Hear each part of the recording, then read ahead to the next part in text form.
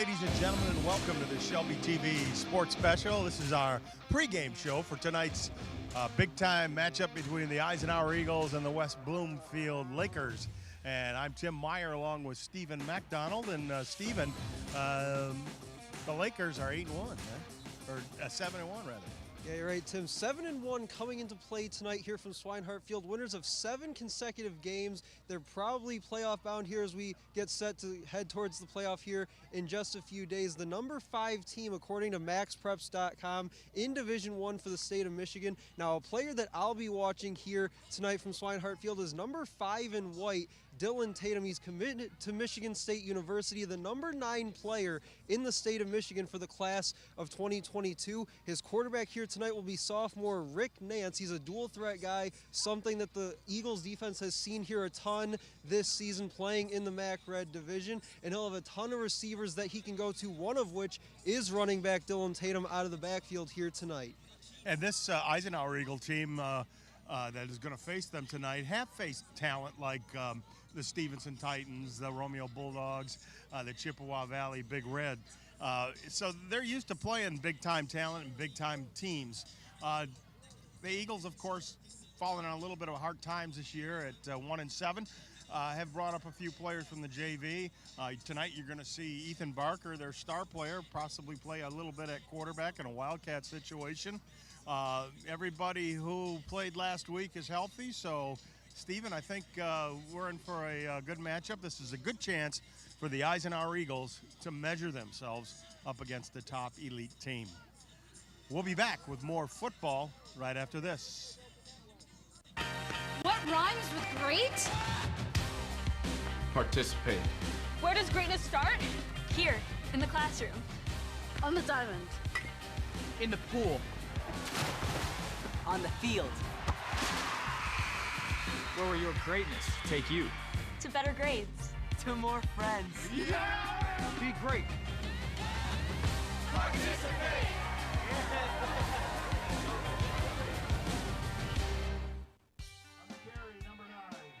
My dad and my grandfather are officials. I've grown up around officials and seeing how much they enjoy being part of the games. As a student athlete, I've always appreciated the people out there who are willing to give back to the kids. The Legacy program lets me officiate while I'm still in high school, working younger kids' games. Officiating gives me a better understanding of the game. I get to make some pretty good money for a high school kid, and I even get to spend some quality time with my dad. There's help wanted. Just whistle.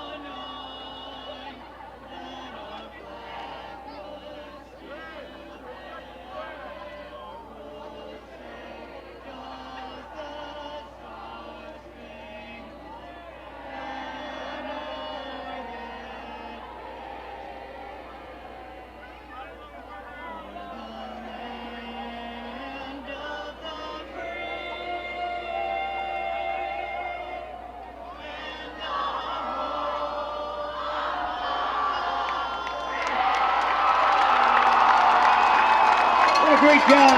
For senior infantry, Hello, ladies and gentlemen, and welcome back to high school football here on Shelby TV. I'm Tim Meyer along with Stephen McDonald, and we got a treat a little bit for you tonight. We're going to see the 7-1 West Bloomfield Lakers, who were state champions last year, against the Eisenhower Eagles, a team falling on a little bit of hard times due to a couple of things, underclassmen playing and injuries to their top players. But we'll see how the Eagles measure themselves, right, Stephen? Yeah, absolutely. I think this will be a great end-of-the-year test for this Eagles squad. Obviously, with their record being what it is, not going to be participating in the postseason here this year. A bit of a rarity for this team and how successful we know that they have been in the past. I would expect them to make it back to the playoffs here in the very near future. But again, a very solid matchup for them here tonight, getting to test themselves against a playoff caliber team, one of the best teams in the state of Michigan at the Division I level in this West Bloomfield Lakers squad, coming in 5th in Division I here tonight, according to MaxPreps.com. They also have several players touting Division I scholarship offers to college, one of them being their star player that I highlighted in the open here tonight, number 5 in white, Dylan Tatum, plays running back on offense. He can line up at receiver as well, but primarily a running back offensively. Also plays defensive back on the defensive side of the ball, has made some plays on that side of the ball as well. So he's a guy that the Eagles will have to account for when he's out there on the field. As you take a look at Tatum there on your screen, committed to the Michigan State Spartans just about a week or two ago. And yeah, this will be, I think, a very solid test for this Eagles team here tonight. And there's the kick. Eisenhower to receive. Bounces at the 20. Picked up there by Cody Raymond. Tries to get outside. He got up to the 30-yard line where it'll be 1st and 10 Eisenhower. And it's probably good that the Eagles do start with the football first. This explosive West Bloomfield offense may help them if they can sustain some drives and take some time off the clock. Absolutely, and they get some pretty solid starting field position as we begin our game. Looks like they'll spot it at the 31-yard line, and you said it, Tim, getting that offense on the field early, getting the ball in Preston Crumb's hands, allowing him to go out and make a few plays, get his confidence level up, and really just get the whole confidence of this Eagles team up going into next season. So here we go. We're going to have Preston Crumb at quarterback. In the backfield with him is Ethan Barker. And he is the only back in the backfield. And Crumb fakes right now. He makes a cut, some running room, and then he fumbles the football. Oh boy, West Bloomfield picks it up. Looks like recovered there by number 7, Caden Tucker. But yeah, Crumb was hit. You got to protect that football and can't have turnovers against a team like this. Yeah, just a disastrous first play for the Eagles. Definitely not what you want to have happen. We just talked about getting the ball first. You have a chance to put the ball down the field, maybe put points up on the board to start this game, and that is exactly the opposite of what this Eagles team and offensive coordinator Joe Youngblood wanted to begin this game. And now, on the flip side, you give the Lakers excellent starting field position from your own 40-yard line. So Rick Nance is the quarterback. He fakes it now. He's looking long and deep. And you got a throw out there. You got a flag down. It's caught and then dropped. Incomplete. Good coverage down there by Eisenhower. But there is a flag on the field. And I think it's going to be a hold. This is in the area of holding as Nance got outside the pocket. Referee giving us the signal. Blake Nelson, the offensive lineman there, have holding on the offense. trying to explain himself to his 10-yard coach. penalty from the spot of the fouls, replay first down. But going back to that play, the Eagles defense, you're not going to see it on this replay from the angle that we're showing, but the Eagles defense on the back end did an excellent job as Barker got in there to break that ball up. They did an excellent job in coverage downfield. The Lakers sent a couple men deep, and they did well on the back end in one-on-one coverage defending that play and forcing Nance to try and extend. First and 10, at 1st and 26. Ball is on West Bloomfield 45. A throw to the sidelines. It's caught out there by number 19, Dwayne Herron. He couldn't turn it upfield. The momentum took him out of bounds up at the 49. So it'll be 2nd down and a whole bunch. And Herring's a guy, a senior wide receiver, one of the players that I kind of mentioned there in the open. Him along with Samaj Morgan and tight end DeAndre Hill are a few of Nance's favorite targets that we'll see here tonight. Here goes number 1, Samaj Morgan, and he tried to turn the corner. He's knocked out of bounds by Eisenhower. It'll be 3rd down, and looks like about 16 yards. You see it here, knocked out there by Policy. Yeah, Morgan, the number 7 player in the state of Michigan for the class of 2023, has offers from Michigan, Eastern Michigan, Central Michigan, and Ole Miss, among others. Nelson again back to throw, and he'll coming. Eagles are coming. He's going to run it. Gets around Policy, close to a 1st down. We'll see where he went out. And that's exactly what Nance can do for you. He'll drop back once everybody makes their way downfield. He sees that opening, so he tucks it and runs. Makes one man miss, and then he's down the sideline. Looks like they ran him out a couple yards short. They mark him 4th and 2. But picks up a big chunk of yardage there on 3rd down and long. West Bloomfield's going to go for it. The ball's on the Eisenhower 36. 4th and 2. We'll see what they dial up here. Going from the Wildcat. And making a cut, and the 1st down is Dylan Tatum. So they go to the Wildcat, pick up the 1st down, and I know Coach Dave Brzezinski's not going to be happy about making it 4th and short when they had him 3rd and long.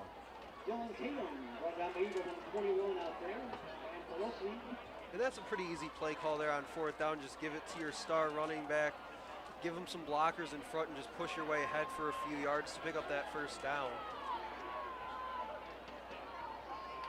Nelson inside handoff and tackle there. Actually a big gain saving tackle by Ethan Barker of Eisenhower. A good chunk of yardage there for West Bloomfield.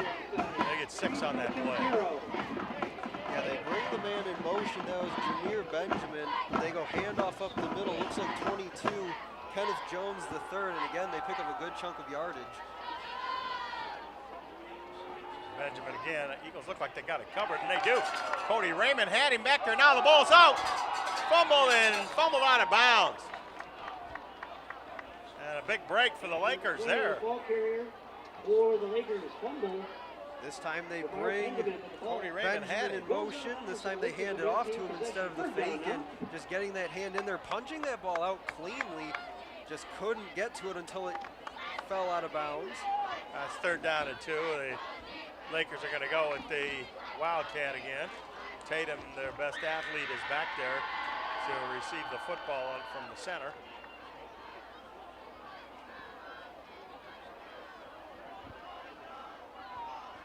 Looks like they have Jones lined up in front of him. There's Tatum. He's hit there, but I believe he dove over and got the 1st down. Hit there by the Eagles, number 36. That's Devin Steele. Good tackle, but now it's 4th and 1. He tackled him short of the 1st down. You see here.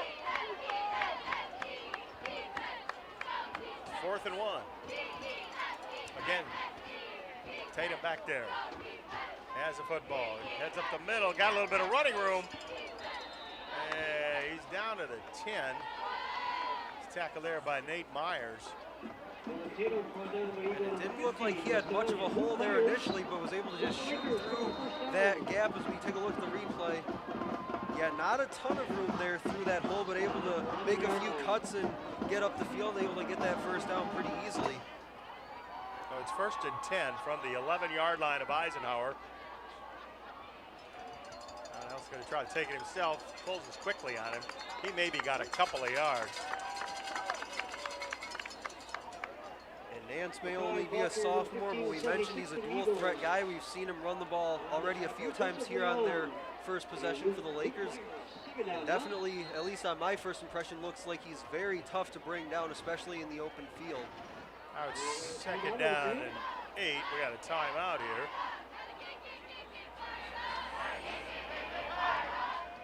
Waiting for the referee's signal. He really didn't indicate who the timeout was for. I mean, they bring Dylan Tatum in on the Wildcat, but Nance is a threat to run as well. He's just, I think, as much of a threat. Plus, he can throw, so see what they do. Going to roll him out or what? 2nd and 8. Ball's on the Eagle 9. Nance. Handoff there to number 22, Ken Jones, and Ken Jones is stopped at the 4-yard line. Good tackle there by the Eagles. They close that hole pretty quickly. Polisi's in there, and I believe that was Cardamone coming in and undercutting him. It'll be 3rd down and 3. Ball is on the Eagle 4. They only have to get to the 1-yard line. They'll have a 1st down. Nance again to Jones. I don't think he got too much, and maybe back to the original line of scrimmage, and no gain on that play. It'll be 4th down. The Eagles, as we get a look at that replay, didn't get much push by the Lakers offensive line. Eagles did well crashing in as you saw that player come off the edge and make that tackle initially. And again, as you said, Tim, maybe got back to the line of scrimmage. Oh, here's Dylan Tatum again from the Wildcat. 4th down. 3 to go. He's got it. Holt closes for him, and he's not in yet. They don't know signal from the officials. It is a 1st down. You got the 1st down, so it'll be 1st and goal from the 1. You see the Eagles bunch it up there, but. And Tim, one thing you mentioned to us in pregame was the idea that we would see Ethan Barker lined up in the Wildcat for the Eagles, but so far we've seen Tatum quite a bit in the Wildcat for these Lakers. And into the end zone for the touchdown. Dylan Tatum. The Lakers strike first with 6:44 left to go in the 1st quarter. And really not much to that drive. The Eagles probably lost that drive when they didn't stop on 3rd and long. Yeah, pretty easy touchdown here. Just hat on a hat, push the guy across from you back into the end zone, let Tatum just make that one little jump cut there around the line of scrimmage, and he's into the end zone untouched. But yeah, you're right, Tim. Pretty easy first possession for the Lakers. They get that turnover on the first play by Preston Crum, take the ball down the field. And that was really just a drive where they wanted to establish the line of scrimmage. They wanted to run the football a lot with guys like Tatum. Kenneth Jones got a few carries. Jameer Benjamin got one as well. They did try to throw that deep ball down the sideline as Nance extended that play, but it was called back due to a holding. But the Lakers know, it seems, what they want to do here against the Eagles defense, and that's try to run the football as much as they can. Tatum, he sees a little bit of an opening, and I mean, if that ball was on their own 20 and he tried that, I mean, it would be no gain. But he just needed a yard, and he got into the end zone, and West Bloomfield gets on the board first.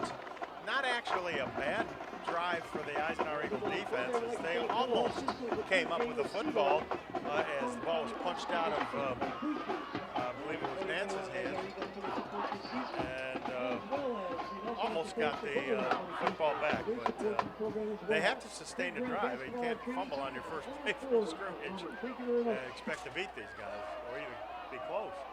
One thing we talked about from the very opening kickoff was the test that this game presents for this young Eagles team. They're not going to make the playoffs this year, but this essentially for them is a playoff game against West Bloomfield. So a great judge of what this team can be in the years to come with this squad. And for me, on that opening possession offensively, they failed that first test by fumbling on their first play. Now here comes the next test. How can you respond down 7-0 here? And Crowdhammer puts a foot into it. It's a little bit short. Looks like Cody Raymond again will get another chance. He's going to go around the sidelines. And again, gets up over the 30.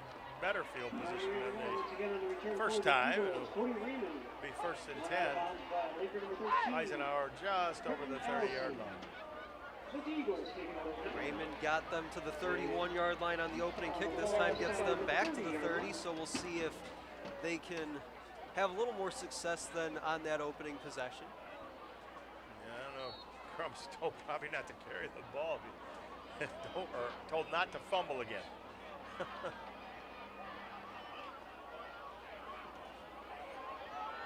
Man in motion as Barker makes a cut to the 20 or 35 down to the 40 and a first down for Eisenhower. And Ethan Barker showing a little bit of a burst of speed there. Showed some burst, showed even better vision on that run, coming left to right across the formation, able to keep his eyes downfield, see where the blockers were, see where the defense was coming downhill to him, and found that open lane to the backside and got to that far sideline for the first down. Put a shoulder in there to make sure he got the first down. So first and 10, Eisenhower, ball on the 41-yard line. Crum with Solkowski in the backfield, right behind him in the. No, he's to the right of him. I'm sorry.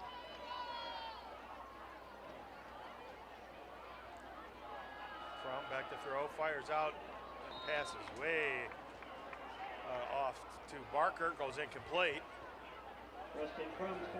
Looks like B.J. Rankin in coverage for the Lakers. Just an easy pitch and catch on a quick out there to the far sideline. Just unable to complete it as he saw Rankin coming downhill towards, I think that was Ethan Barker, so had to throw that ball up and to the outside a little bit to avoid having it intercepted, but just a little too far outside of Barker. There we go, second down and 10 from the 41-yard line of Eisenhower. Crum, little pass in the flat to Barker. He probably got back to the line of scrimmage. Looks like it. He's tackled there by West Bloomfield number 15, Joseph Clark, and a couple of his defensive mates. Clark over the top there. And number 11, Brandon Davis Swain, the sophomore defensive end, does an excellent job of turning the runner back inside there. Looked like he wanted to take it outside, had to stop and cut it back up to the inside, and that's where the Lakers were able to rally to the football and make the tackle. 3rd and 9. Ball in the 42 of Eisenhower.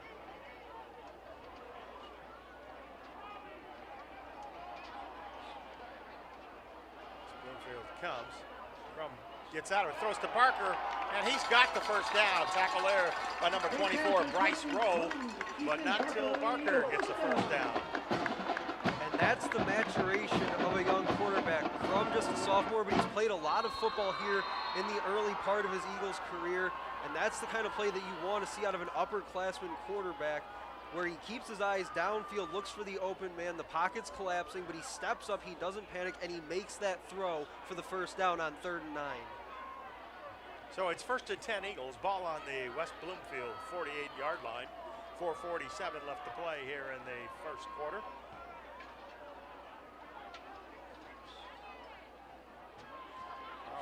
Crum avoids one guy, but doesn't avoid the hole of the middle of the line, led there by Brandon Davis Swain, who does a good job of making a tackle here. Did a good job faking Michael Williams, number 3. Got a yard on that play. It'll be 2nd down and 9 for Eisenhower. Solkowski is going to be spread out to the wide side. Barker will take his spot in the backfield. So Solkowski's on the bottom of your screen. He's going to move off the line. Crum changing it around a little bit, putting Hayden Bills out there. Keeps Solkowski in the backfield. The give is to Daniel. Forges ahead, maybe got a yard. Eagles couldn't sustain the blocks, and West Bloomfield knew the play. So you had a whole bunch of white jerseys over there, maybe a yard for Solkowski. Yeah, looks like the Eagles and Joe Youngblood changed the play at the line of scrimmage once they saw how the Lakers were lined up defensively, but looks like the change in play didn't help the Eagles too much there on 2nd down. Well, it's 3rd down and 8. Ball's on the West Bloomfield 46-yard line. Crum in the shotgun. West Bloomfield showing blitz. Here they come. They give it the outside to Daniel Solkowski. It's over the 40. Got the first down and out of bounds at the 35-yard line. Goes Daniel Solkowski. And then they let a change of play. Well, I don't know about a change of play, but it was definitely a broken play. The snap was bobbled by Crum right there. He started backpedaling before he had it, so I had to secure it real fast and bring it down for Solkowski. And Solkowski just absolutely electric to the sideline once he got the ball in his hands. Did not look back, just head downfield as fast as he could towards the near sideline and made sure he got enough for that first down. So it's a first down for the Eagles at the 35 of West Bloomfield. And this is exactly what the Eagles offense needed. Converted a 3rd down and 9, now a 3rd down and 8 to stay on the field. From being watched, now he's going to throw it over the top. Barker's trying to get down there, and his progress was impeded by Caden Tucker, number 7. I think he drew the penalty. Yeah, and an excellent pump fake by Crum there. Yeah, pass interference on the defense. It's a 15-yard penalty, first down. And that pump fake is what drew the penalty against Caden Tucker. He makes that fake, and then the receiver starts to head towards the corner of the end zone, towards that pylon, and once he did, Tucker had nothing he could do except hold on and make sure he didn't get beat deep. Now here we go, 1st and 10 for Eisenhower. Ball is on the West Bloomfield 20-yard line. Still in the first quarter here. Has Sokowski in the backfield. You're going to run that option. You're going to pitch it out to Sokowski. He tries to get to the outside, and he's going to lose a few yards as looks like West Bloomfield had that covered pretty good. Yeah, well read by the defensive front for the Lakers. You see a couple missed blocks there by the Eagles offensive line, allowed the Lakers to leak into the backfield basically at the pitch by Crum, and you said it, Tim, they blew that play up really before it got started.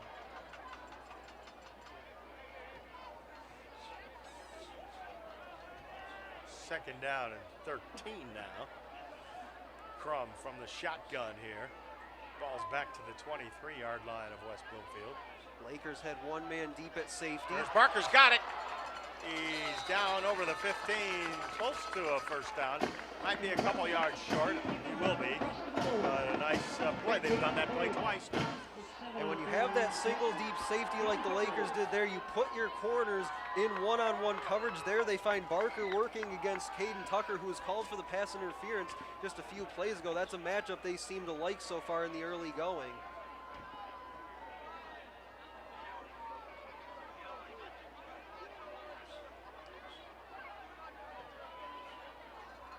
Third down and 3 for the Eagles. Crum's got it. He's looking. He's going to fire over there and unable. I think that was intended for Damasi. Let's see. Who was that intended for? Hayden Bills. Rush. Not the best pass. Hayden Bills was the intended receiver. It's going to be 4th down. The Eagles will bring on Julian Lee, the senior kicker, to attempt what will be a 30-yard field goal with 55 seconds left to play here in the first quarter.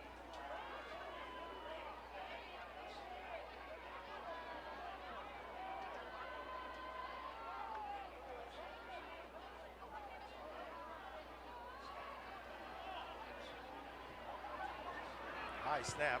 Lee gets it down. And the kick is good by Julian Lee. And with 55 seconds left to play here in the first quarter, 50 seconds left to play in the first quarter, the West Bloomfield Lakers lead the Eisenhower Eagles 7-3 now. And a nice response by the Eagles offense there. They do get points up on the board. You would have liked to see them put the ball in the end zone, tie this game up at 7.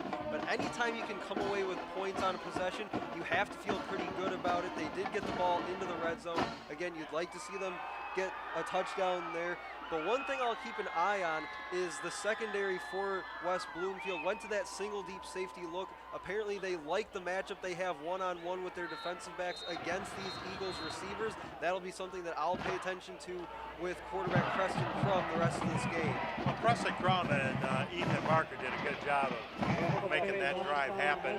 And so did Daniel Sokowski. He pretty much was running for his life when he got that first down. Because, as you said, the ball was bobbled a bit on the exchange, but the Eagles aided by a penalty. You know, Barker was going deep and he was impeded, and there was a penalty, so it always helps when you pick up those type of yardage. But now the Eagles have to pin West Bloomfield deep, and they're going to have to, defense is going to have to come up with a big stop. Yeah, I've talked about all game long that test that this West Bloomfield team will present for the Eisenhower Eagles here tonight. Failed that first test on the opening play when they fumbled. Came back. I think they responded well. I give them a pass for that second possession, being able to put points up on the board. Now the test goes to their defense and see if they can come up with a stop here. Kick is a deep one. It's going to go to number 12, D'Angelo Thomas. He's going to try to come up the middle. Hop's trying to get the outside. Now he does. And finally knocked out of bounds by the Eagle kicker. That was number 29, Reese Willing. But D'Angelo Thomas gets the ball up to his 40. 39, I guess they're going to mark him. So Willing has to come over there, the senior, and make sure he goes out of bounds. On that last Eagles possession, I liked him that they converted those third downs and longs, 3rd down and 9 on the first one, 3rd down and 8 on the second one. We mentioned Zolkowski making that play out of a bad snap. So now the Eagles defense looking to come up with a stop to get the ball back to their offense. Nance quickly fires out. That's kind of a lateral. Yeah, we got a flag out there. Play's gonna come back. And number 1.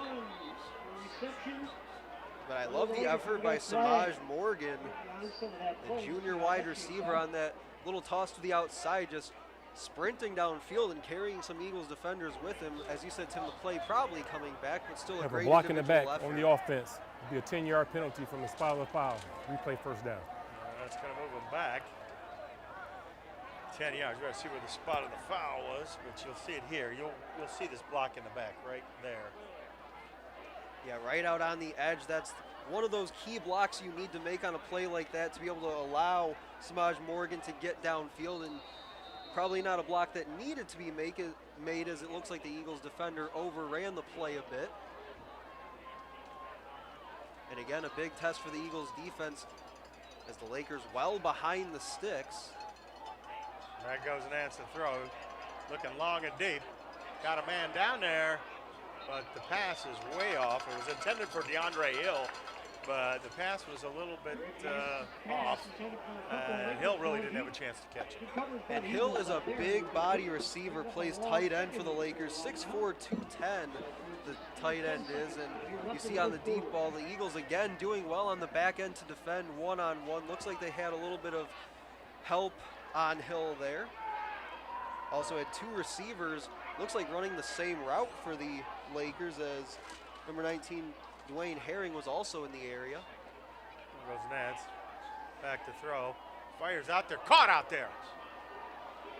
And Samaj Morgan, he gets all the way up past the 40, up to the 45-yard line it goes, where it'll be third down. And 4 yards, that's going to be the end of the first quarter. You see Samaj Morgan made the last play of that quarter. The score, West Bloomfield 7 and Eisenhower 3. Stephen, a little bit closer than we thought it was going to be. Yeah, so far a pretty tight game. The Eagles did well to respond offensively following that first snap fumble by Preston Crum.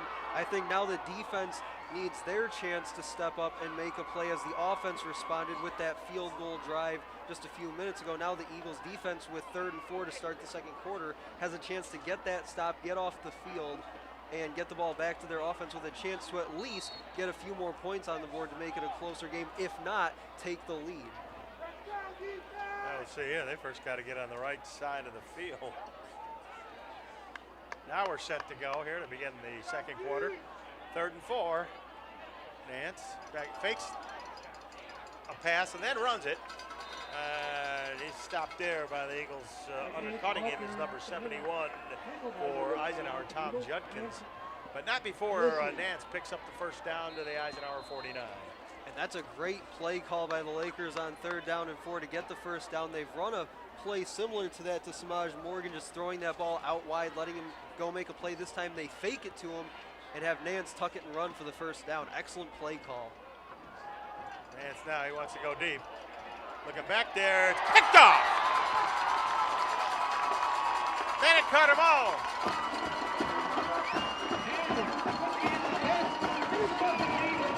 I'm not quite sure if that was a missed route,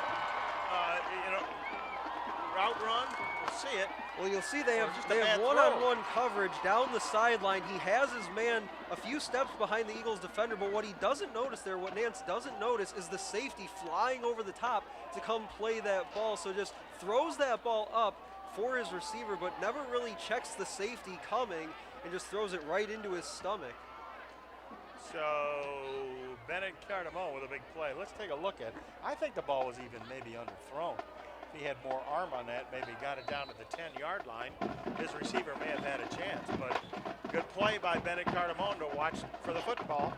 And it was up there for him, and he made a great catch.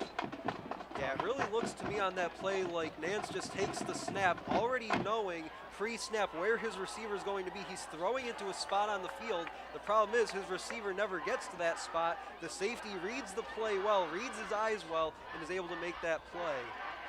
Barker's in motion. He's got a pitch, a very dangerous pitch, but he is not going to go anywhere. It's like West Bloomfield knew that play was coming.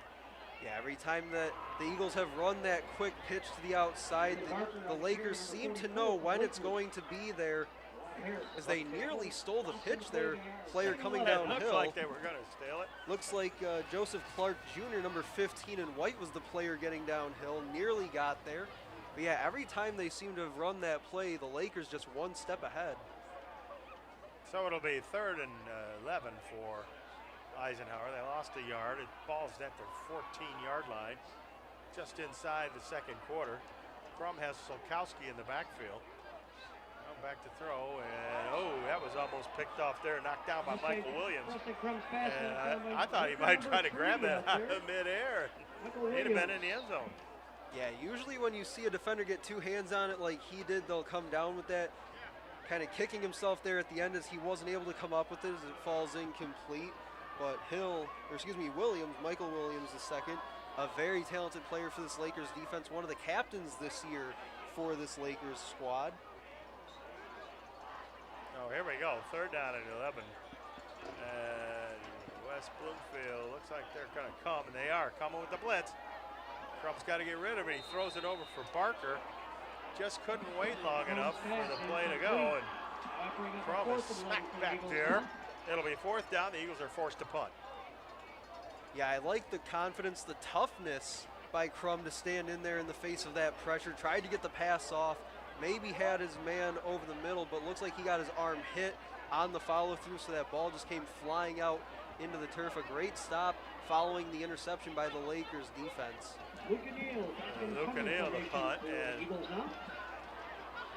Morgan and number 12 Thomas are back as punt returners. So only rushing 9 is West Bloomfield. I think they're going to try to set up a return.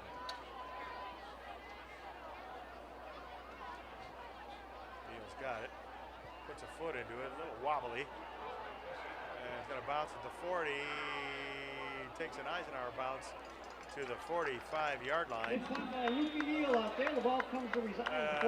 Not O'Neill's best effort, but at least he got it out of there with the ball being punted out of his own end zone. It makes it a little bit difficult and puts a little more pressure on you. Absolutely, and now the Eagles defense playing with a bit of confidence after that turnover. They'll step back out on the field against Rick Nance, the sophomore quarterback, see if they possibly got in his head a bit with that last interception. I think it may see a steady diet of handoffs here. Looks like they'll send 3 receivers to the bottom of the formation, one of which is DeAndre Hill, that big tight end there in the slot. Oh, Nance got to fire away. He throws to the sideline. Caught out there, a little timing play caught by Morgan. Where are they going to mark him? He got maybe a couple yards. There's a long throw for 2 yards. Yeah, it's one of those plays where you want your quarterback to play pitch and catch with his receiver. Not necessarily a big gainer, as you said, Tim, but just one where he completes it, helps him get his confidence back following the interception, and now they can play ahead of the downs, 2nd and 8.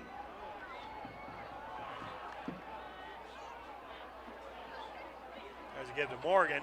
Coming around the right side, got some good blocking. He's finally tackled there at the Eagle 38-yard line. Short of the first down. It'll be 3rd down and 3. Yeah, looks like they gave it to D'Angelo Thomas, the senior wide receiver on the end round. And using that block well, actually had to move his own man out of his way so he could get downfield and pick up about 5 or 6 on the run.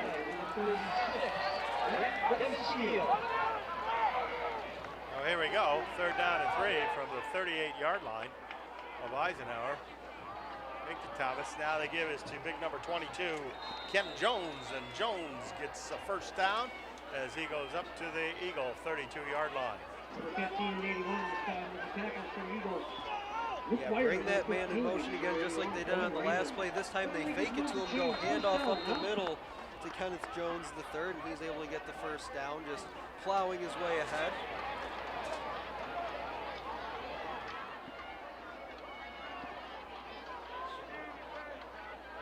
And it's a quick handoff again to Jones. He tried to hop and go over the Eagle defenders, but he's smacked down there. It'll be 2nd down. He got a gain of about 3. You see here as Ganil fights off his block and finishes him off. 2nd down and 7. Ball in the 29 of Eisenhower. West Bloomfield leads at 7-3. And caught in the backfield and dropped is number 22, Ken Jones. Tackle on the backfield, Christian Johnson. Christian Johnson making a good play. Christian Johnson does a great job getting through a block right around the line of scrimmage, makes that play. The running back slips out for just a moment, but Johnson does well to just hang on long enough for his teammates to get downhill to the ball and rally to make that tackle. And Cody Raymond cleaning that one up. So it'll be 3rd and 9 for West Bloomfield. Eagles showing blitz. Here they come. And we're going to get a hold. The pass goes incomplete. Pass intended there for Morgan. Dominic Ferraro at the bottom of the line of scrimmage was being held. That holding on the offense. That penalty is declined. Well, the Eagles decline it. It's 4th and 9 now. We'll see what West Bloomfield does here. Keep your hands inside. You hear the official telling the guilty offensive lineman for West Bloomfield, make sure you keep your hands inside, and next time he won't draw the flag. Well, the Lakers are going to go for it here from the Eagle 31 on 4th and 9. And I will say, Tim, Ferraro did an excellent job on that play to sell the holding as well. Well, Eagles busted through there. Somebody better come up and cover. Oh, what a job by Nance as he cuts back. Did he lose the football for a second? He did. I don't think it would have mattered. I think he came up about a yard short anyway. He loses the football and the Eagles recover. Watch it here. A great effort by Nance. Eyes downfield, makes that cut, but just as he sidestepped the defender, the Eagles player able to punch that ball out as he ran by. And as I said, had he not fumbled the football, looks like he would have come up about a yard short anyway. But in any case, the Eagles offense will step back out on the field. Well, the Eagles have it, 1st and 10 from their own 23-yard line.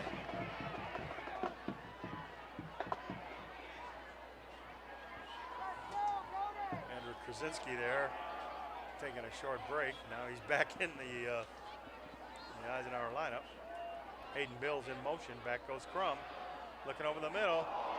He's looking for Bennett Cardamone, who had his man beat, number 23. Adrian Epps. Adrian Epps. He grabbed him. You know, maybe in the pros you get away with that. Sometimes in college, but. They have pass interference on the defense. It's a 15-yard penalty. First down. But I like the look there by Joe Youngblood, the offensive coordinator for Eisenhower, taking that shot in the middle again. You're going to see a lot of one-on-one matchups on the outside with these Eagles receivers matched up with the defensive backs for West Bloomfield. There they tried to take on a matchup that they saw. Looks like they were going for Cardamone there. Crum gonna go deep. Got Barker down there. Oh, Ethan Barker makes that catch all day long, and he drops that one. Had him there between the coverage. Safety was coming over the top, and Barker just unable to get his hands on this as it slips right through. You see right on the fingertips there, just can't come down with it, but a beautifully thrown ball, again with some pressure coming as the pocket was collapsing by Preston Crum. I wonder if he saw Epps out of the corner of his eye coming across there and thought maybe Epps was going to get there and give him a smack. Yeah, But, sometimes you start to hear those footsteps coming and you take your eyes off the ball for 1 second, and that's all you need for that ball to fall incomplete. Now they give us to Cardamone. Cuts it up over the left side. He's got a little bit of running room over there. Gordon and number 44, Rob Harris. And a pretty safe play call there on 2nd down and 10. You took that deep shot. You were so close to getting it, but now a safer call on 2nd down. Just pick up a couple of yards, make this a more manageable 3rd down and 6 situation for your offense.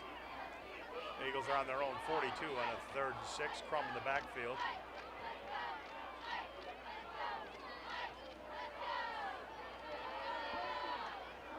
He's looking over the defense.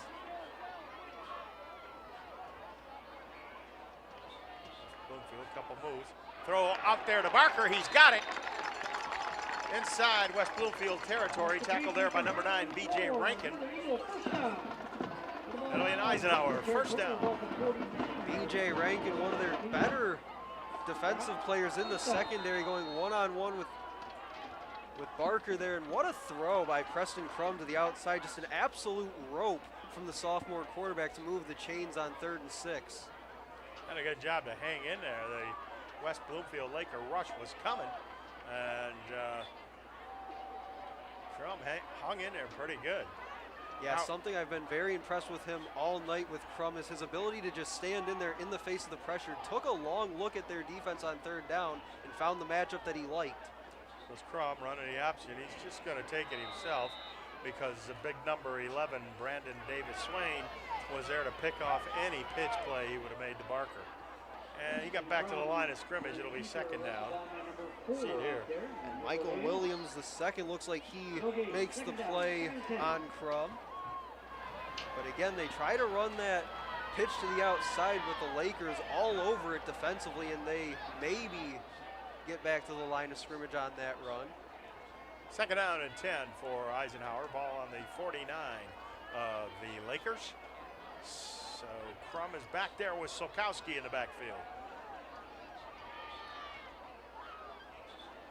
Back to go. Gets good protection. Throws it over the head of Barker, and then Barker is dropped by B.J. Rankin. But I don't know, they had a couple of guys in there. DeMassey was also in the area, number 19 for the Eagles, but I think maybe just overthrow, or was he looking for DeMassey? I don't think DeMassey should have been there, or Barker shouldn't have been there. One of the two. Two receivers in the same area, not good.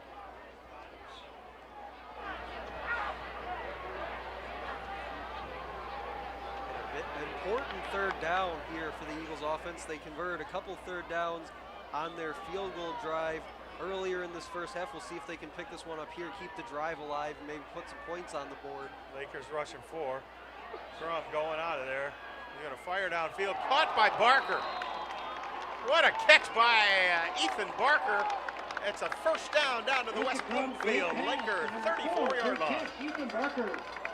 And again, a beautiful throw on the run as he got towards that sideline. Had to throw it down the sideline to Barker, who was just about ready to step out of bounds. Delivers that ball in a tight window between the defender and the sideline. That sideline always benefiting the defense on throws like that as they force that receiver to the boundary. But a beautiful throw by the sophomore quarterback Preston Crum. And that's one of the things that I've looked for here in this first half was how does he respond after that fumble? And you're really starting to see him mature in front of our eyes here tonight. Jeff Florkey, you saw there just on your screen. He's Eagles #1 fan. Crum better to get rid of it. He does over the head of Cardamone, and he's dropped by number 8, Kyle Johnson. I believe it's Johnson. Yeah, and he had his receiver coming free towards the near sideline, but was rushed on the throw by the pressure presented by Kyle Johnson off that edge. Johnson, a senior linebacker, has offers from Navy, Army, and Grand Valley State. Is currently uncommitted. So here we go, 2nd down and 10. Ball on the 34 of West Bloomfield. Crum in the backfield with Sikowski back there.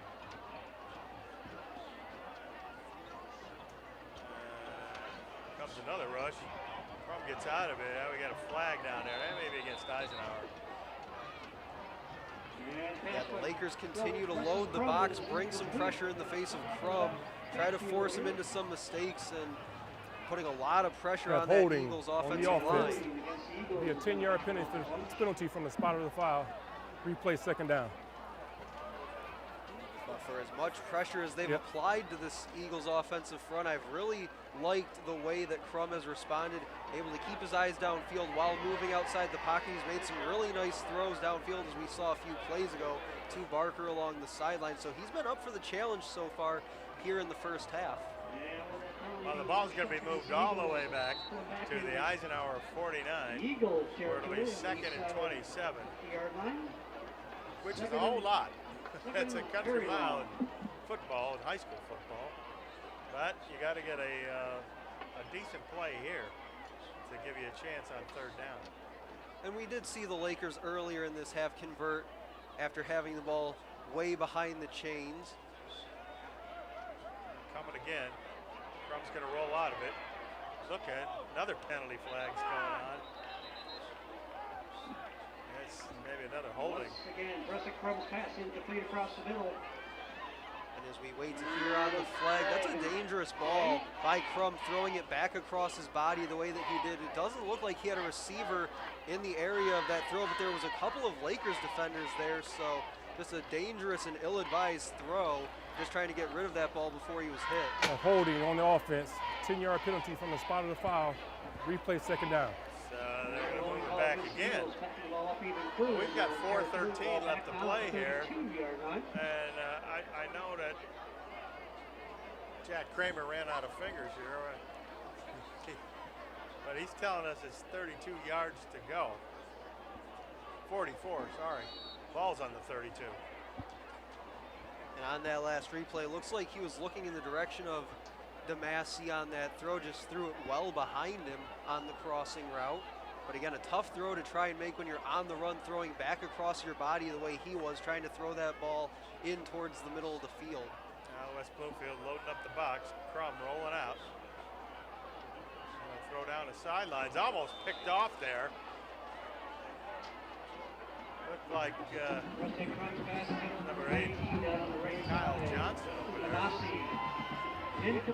Johnson was in the area. Looks like also Caden Tucker as well. They had a couple of defenders there for the Lakers in the area of that throw. Looks like he wanted DeMassey again along the sideline. And again, not the best throw that you want to see from Preston Crum in that situation. He's rolling out. When you have that many defenders covering one single receiver like we saw from West Bloomfield there, you're better to just throw that ball out of bounds once you're along the sideline like that, instead of throwing it into coverage where there was a couple of defenders that looked like they were trying to get up and grab that ball. So here we go, 3rd down and 44, courtesy of 2 holding penalties on Eisenhower. Crum's going back, and now we're going to get another penalty. I believe that's going to be a legal procedure, and it stops the clock. And you don't want to stop the clock against these guys. Dead ball, false start on the offense. It's a 5-yard penalty, still 3rd down. Yeah, there's 2 things that these penalties right now for the Eagles are doing. One, as you said, Tim, is that it's stopping the clock with 4:04 to go here in the first half. Both teams still have all 3 of their timeouts to work with, but it's also pushing you further and further back down the field. So now when you have to go to punt here in a couple plays, you're just giving the Lakers much better field position to work with than if you were even, let's say, at midfield on 3rd down here. Hand off to Bennett Cardamone. He's got a little bit of running room, makes a couple of moves. He'll get it up to the Eisenhower, looks like the 37, 38-yard line. And then the Eagles will punt there. A little bit better punting position for Eisenhower. Yeah, they do get some of that yardage back, but there was way too much yardage that they needed to get back for that first down to really make much of a difference here on 4th down, but it does give them some breathing room. They can try to flip the field a bit.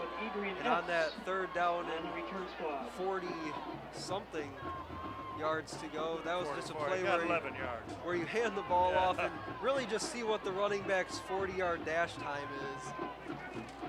O'Neal. Decent snap. Puts a wobbler into it. And it's going to wobble, wobble, wobble. Roll for Eisenhower into the West Bloomfield.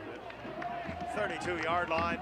And that's where they will start their drive here with 3:09 left to play in the 2nd quarter. They lead it 7-3, and the key thing is going to be, can the Eisenhower Eagles keep them off the scoreboard before halftime? Yeah, this is a big point in our game here in the early going. Just a 7-3 score, a lot tighter than I think a lot of people would have predicted going into the game here tonight. But a big possession for both these teams, really. The Lakers, if they can put a touchdown on the board is that here. Your girlfriend? No, that is not. No, but if the Lakers can put the ball in the end zone here, take a 2-score lead going into the half. On the other side, the Eagles, if they can get a stop here, they do have 3 timeouts to work with if they can get the ball back to their offense. Now Nance back to throw. He's got a bunch of people out there deep. O'Neal chasing him. Now he's going to fire it up there. Oh! He had his man, and right through the hands of number 19, Dwayne Herring. Man, that was a good throw. It was a good throw, a little bit of a dangerous throw. Again, something that I mentioned with Crum not that long ago, throwing it back across the field like that. He's backpedaling towards that sideline. He's off balance trying to make that throw into the middle of the field where Herring was, but he had a couple of Eagles defenders converging on him to go make the play on the ball, and as that ball split through his hands, that was a dangerous ball that the Eagles could have intercepted on the rebound. Yeah, Dan Davis was back there, Daniel, number 86. Again, Nance back to throw. He's being rushed hard now. He throws over the middle. Now he's got his man caught out there by Samaj Morgan. It's going to be a 1st down, and he keeps fighting, and then the Eagles tackle him, and now we got a penalty flag. That's likely going to be against Eisenhower after the play. The whistle blew, and a couple defenders threw Samaj Morgan to the ground. But one thing I saw on that catch by Morgan, the Eagles defenders look like they believe they can rip the ball out of these Lakers receivers' hands as they held him up trying to punch that ball free there at the end, which is a little too much after the whistle, and that's going to bring out the flag. Unsportsmanlike on the defense. It's 15 yards penalty added to the end of the play. Oh, that's a killer. That's a killer. It looked like Nate Myers was the guilty party here. We'll see here as Nance throws it down there. And Morgan just looking like he's going to get hit. There's Raymond, Policy. And when he's down, watch number 15 come in there. And he adds a little extra umphy. Looks like they're going to go empty here on this 1st down play, ball at the 40. Man, it's a quick pass. Caught out there by Samaj Morgan, and he's going to go all the way for the touchdown. And Rick Nance, pass complete to number 1, Samaj Morgan. He breaks a few tackles. And an excellent play, an excellent throw by the quarterback on that play, Rick Nance. Throwing that ball just upfield. If you throw that ball behind him, he has to go back and try and turn his body to it. Can't see the blockers in front of him, see where those defenders are coming from. So he gets it out in front of him, allows him to have his eyes downfield, see those blocks, see the defenders, find the open room, and gets down that sideline, makes a man miss, and he's in the end zone for the touchdown. And that's what we talked about at the start of this possession. They go up by 2 scores if they can put the ball in the end zone. Eagles on the other side trying to stop them and get the ball back for their offense, and the Lakers able to get that touchdown. Groundhammer comes on for West Bloomfield. I'm sorry, Justin and Ward. The kick number 85. And Justin the kick Ward is good good. for the extra point. And our scoreboard See it here. reads the Lakers It looks like a missed tackle out there too. Football fans at halftime are going to There's sort of a Couple half missed tackles there as he makes his way downfield. Looks like Ferraro was one of those 48 for the Eagles defense. That 1st down completion to Samaj Morgan, the play before, and then tacking on that unsportsmanlike conduct penalty to the end of that play, an absolute killer for this Eagles defense. But that's something that we've seen a lot from this Eagles team this year, is just constantly shooting themselves in the foot with plays like that where you give up the 1st down, but then you add on to it afterwards, and that really hurts your team and hurts the confidence of this team. And now they have to try and come back with 2:25 and 3 timeouts to try and get something back on the board to give themselves a chance going into the second half. And Krauthammer's going to come on. We'll see. He's kicked it short against Eisenhower. Yeah, we've seen a couple returns. Three kicks that he's had have been short. He's a left footer, but I noticed that they replaced Cody Raymond out there. Put in Cardamone. This kick isn't too bad. Letting it bounce there. Better pick it up. And yeah, misplayed badly. Number 81 for the Eagles on the return. Cody Raymond, they put him back there. He's not used to being a kick returner. He let the ball bounce back there instead of coming up on it. And it's going to give the Eagles kind of terrible field position at the 12-yard line, their own 12, where Eisenhower will take over 1st and 10. Yeah, the sophomore Cody Raymond, a little indecisive on that run up, getting underneath the kick. Wasn't sure if he wanted to field that ball, let it bounce. Then once it did, caught a little bit of an awkward bounce, had to come up and play it on a hop, and then West Bloomfield does well getting downfield and covering on that kick, pinning the Eagles offense back deep, but still 3 timeouts to work with, so plenty of time to get downfield and put something on the board here. Crum with Sikowski in the backfield, fake to him. Gets it out there, can't get it by number 3, Michael Williams. Knocked down by Laker number 3 out there, Michael Williams.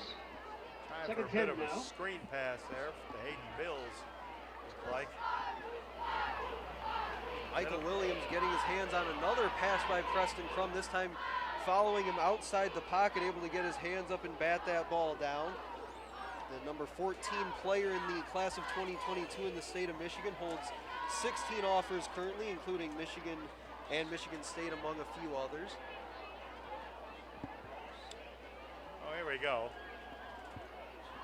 Going to be 2nd down and 10. Crum, quick handoff there. Nice cut by Bennett Cardamone. He makes a couple of moves, got the 1st down. He's up to the Eagle 32-yard line. Great run by number 32, Bennett Cardamone. And maybe that helps get this Eagles offense going a little bit in the final stages of this first half. Cardamone makes a couple nice cuts, makes a man miss, and just runs over that last defender to push forward for a few extra yards. Looks like he ran over Adrian Epps, the junior defensive back. Now we're under 2 minutes to play, so the true 2-minute drill here. The Eagles got to hurry it up. Crum to Barker over the middle, and he's planted there. Planted really hard by number 6, Corey Gordon. Pass is complete to number 4, Ethan Barker, tackled out there by Laker number 6, Corey Garrison. Yeah, Corey Garrison, the senior linebacker, 5'11", 185, and he put all 185 into Barker on that tackle. Just plants him after a short gain of, looks like they'll give him 4 on the play, so they'll give him forward progress at where he initially made the catch at, not where he was tackled back to. Pass out there. Don't know who that was for. If that was for number 85 Temple or Cardamone out there. So it's 3rd down and 6 yards for the Eagles. Looks like they wanted Temple down the sideline on a little fly route to the boundary, but never was able to get downfield quick enough, in that throw just well out in front of him. So a bit of a timing issue there on the throw. Oh, here we go. It's going to be 3rd and 6. Ball's on the 36-yard line. Showing blitz are the Lakers. They pull down out of it. Here they come. Crum gets rid of it. Brought down hard by Michael Williams, but it'll be 4th down for Eisenhower, and they'll have to punt with minute 7 left to play here in the first half. Michael Williams, the second, starting to live in the backfield for the Eagles a little bit here in the final few minutes of the second half. We've seen him already bat a few balls down at the line of scrimmage. This time, able to get on the shoulder pads of Preston Crum, but unable to bring him down before he got rid of that ball. O'Neal will come out and punt. He's standing at his own 20-yard line. And hasn't had the greatest day punting, but give it a shot now. It's a line drive. Bounces, it bounces. Finally picked up there by number 23, Adrian Epps. He's got a little bit of running room down the right side. Finally pushed out of bounds, but not before he gets into Eisenhower Eagle territory at the 46-yard line. Adrian Epps showing some speed as he picked up that ball and headed towards the sideline. Had a couple blocks in front of him, and you see there, throws a block. Not a block in the back, never really engages with the block there. Just got enough of him to give Epps some room to head to the sideline. So they'll have excellent field position with 55 seconds to go and still 3 timeouts to play with. Here we go. And, we'll see what West Bloomfield does, if they'll keep it on the ground, 55 seconds left, or if they're going to go for it. They got trips to the top of the screen. It looks like they're going to do it. Here, Nance fires over the middle, got his man caught out there by Morgan. And we got some penalty flags flying. I don't know. Morgan's going to go all the way for the touchdown. And number 1 with the completion here in first down. We've got And multiple a great job laundry by on the Samaj field. Morgan to We'll keep see how running the flags are sorted with out no here, football whistles. fans. They threw the flags. Looks like they'll get a face mask against the Eagles defense. Morgan caught that ball, and as he made his way up the field, you saw his head jerk back really fast as a Eagles hand looks like he got across his helmet. So this should stand It's gonna as count. a touchdown. I think it's going to count. 5-yard face mask on the defense, half the distance on the extra point try. And the penalty of the flag Touchdown. against the Eagles. It is a touchdown, West Will be a Bloomfield. touchdown And what a for the Lakers. throw by Rick Nance, the Samaj sophomore Morgan. quarterback, absolutely Reception. ripped that ball over the middle as you see us on the screen there. And again, a nice job by Samaj Morgan to keep running after making that grab, drew the penalty, didn't hear a whistle, so the play's obviously not over, and he made his way to the end zone. Oh, here comes number 85, Justin Ward on. Kick the extra point. Kicks it up, and it's good. So with 42 seconds left to play here in the first half, West Bloomfield leads it 31-3. I wonder what's going on with Mr. Steele there. He's having his ankle, looks like, with that. As we get another look at that catch There's Eagles by all around him. Morgan. Yeah, you see that hand comes in right there. Looks like I think it's, is I don't know. Zolkowski? I don't know that that's, Looks like Ryan Polisi, 21, not 27, but 21. That looks like he might have got a finger or two across that face mask, just gave it a slight little tug, just enough to get the flag out from the referee. But what a response here in the late stages of this first half. 2 touchdowns by the Lakers offense in the last few minutes as we get set to honor some seniors here at halftime. Goes up a nice catch, high pointing that ball. Again, you see that head jerk back on the might have grab got by the Polisi. hole there, you know, they got that little hole for your ear. It looks like he might have got that. Or usually there's a little bit of space between the helmet and the face mask. Might have got his finger caught right in that little separation between the helmet and the face mask, but again, just enough to bring out that flag. But again, a nice response by the Lakers. Eagles were keeping it close for much of the first half, but in the last 4 minutes or so, we've seen the Lakers now score twice and open up a 21-3 lead. And they're going to get the football back to start the second half, so the Eagles are going to have to clamp it up pretty good. And they've shown the ability to be able to do that. They've shown it, like I said, for most of the first half here as we get a flag. Looks like this will be a couple of runners getting out ahead of the kick. I want to tell you this.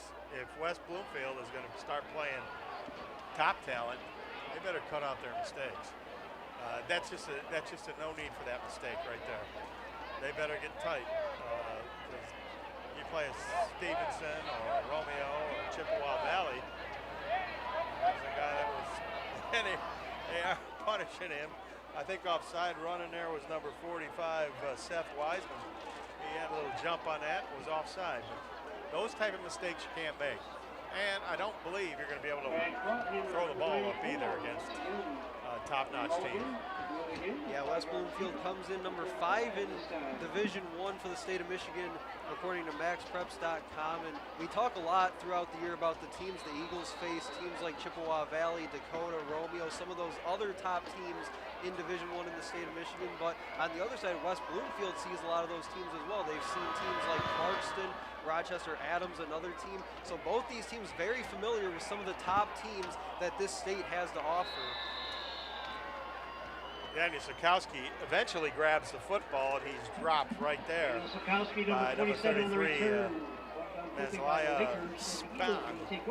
But going back to your point, Tim, about needing to clean up some of these mistakes, I do have to agree with you. Not the perfect half for these Lakers here in the first half. They've definitely made a few mistakes, including that offsides penalty on the kickoff. They'll need to clean that up come playoff time here in about a week or so, in the state of Michigan. But I do think they will be more than a player in these state playoffs again here this year, coming off a championship season a year ago. Here's Crum now. He's going to, 39 seconds left, run the football to Cardamone. He tries to get some tough yardage on that right side. No. Number 33 for the Eagles, Christian Johnson trying to put a hold. Just got back to the line of scrimmage. Out there. And time is starting to run down, so I don't know if the Eagles are going to even snap another play here. See Ethan Barker.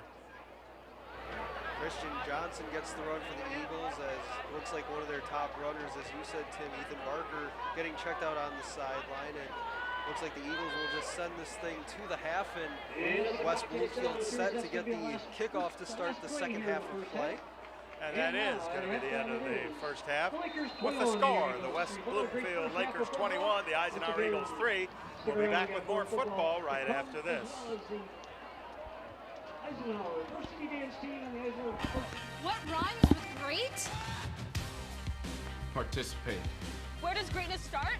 Here, in the classroom. On the diamond. In the pool. On the field.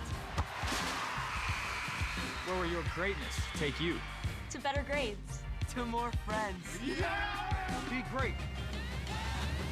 Participate!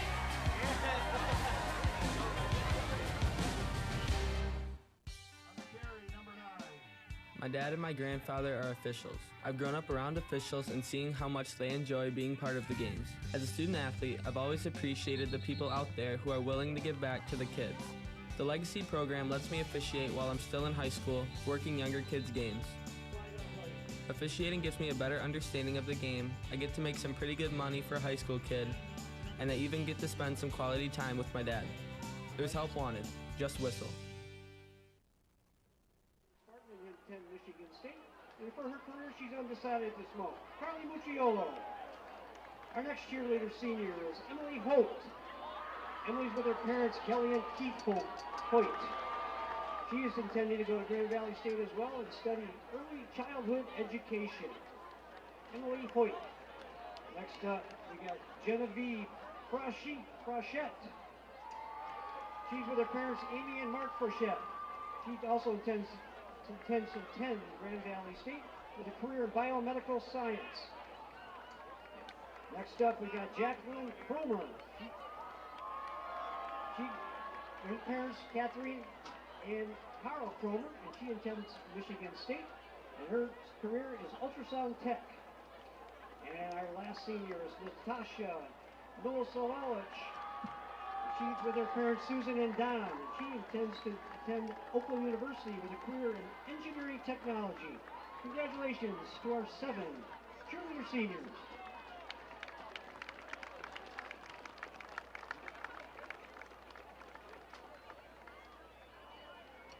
And now, let's acknowledge before the dance begins our 8 seniors on the dance team. Senior captain, Julia Lepore.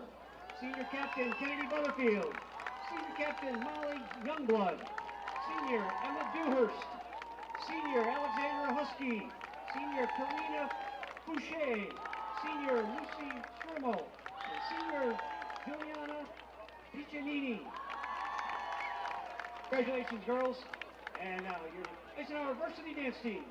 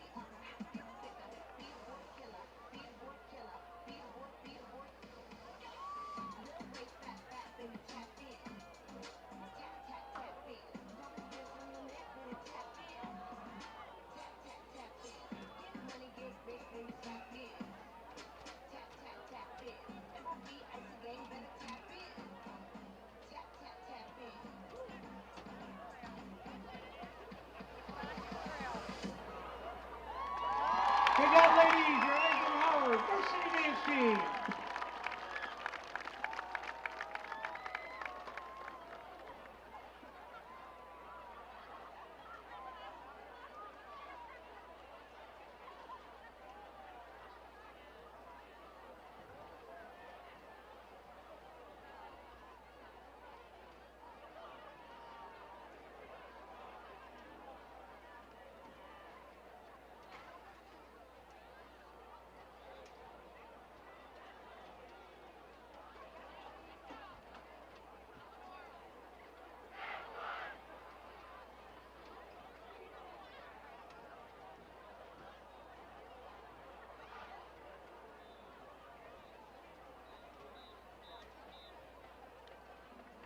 Ladies and gentlemen, now entering the field is a 135-member Pride of Eisenhower High School, the 2021 Eisenhower Marching Eagles. The Eisenhower Marching Eagles are under the direction of Mr. Jonathan Carruthers with the assistance of Mrs. Alonda Parker. The Marching Eagles are under the field direction of drum majors Madison Bellman, Lauren Petterly, and Isabella Bismarck. Field commanders are Ethan Delbeck, Frankie Mortellaro, and Rosie Seriaco. Our color guard captain is Danielle Carlisi. Do memories contribute to your dreams, or do your dreams make your memories? The Marching Eagles think it's a little of both. Your memories contribute to your dreams. They motivate you. They push you to be the best you can be. But also, as you reach your goals, the peace that you feel contributes to your sense of well-being and pleasant dreams. Tonight, we invite you on this musical journey of memories and dreams. Drum majors, is your band ready?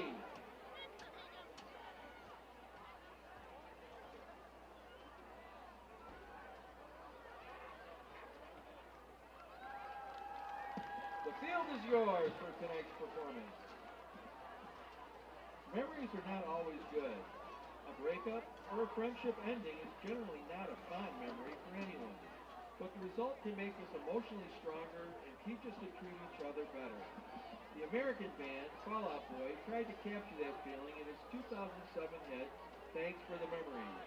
Our version is under the field direction of Isabella Bismarck.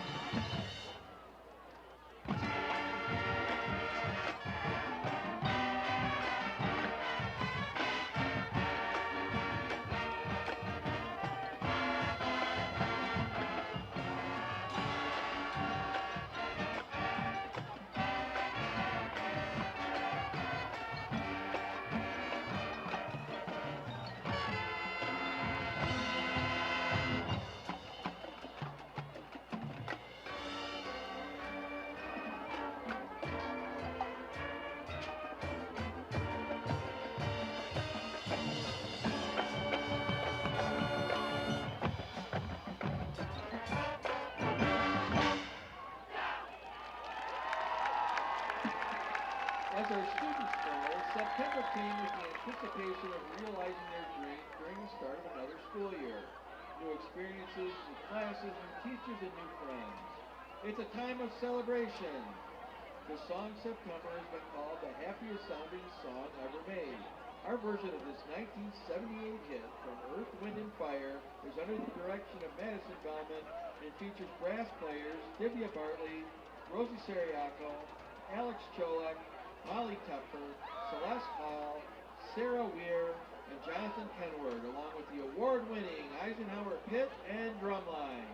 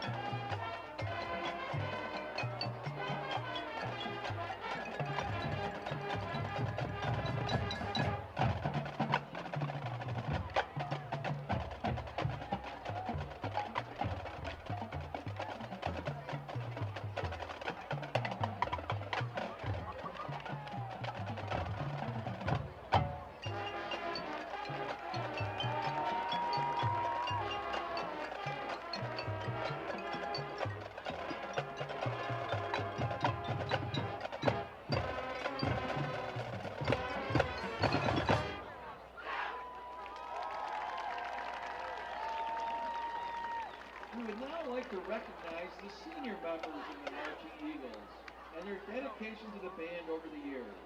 Whether they were in marching band for 1, 2, 3, or 4 years, we are so thankful for their commitment and the legacy they leave behind. These students have shown tremendous perseverance, and we wish them the best in their future.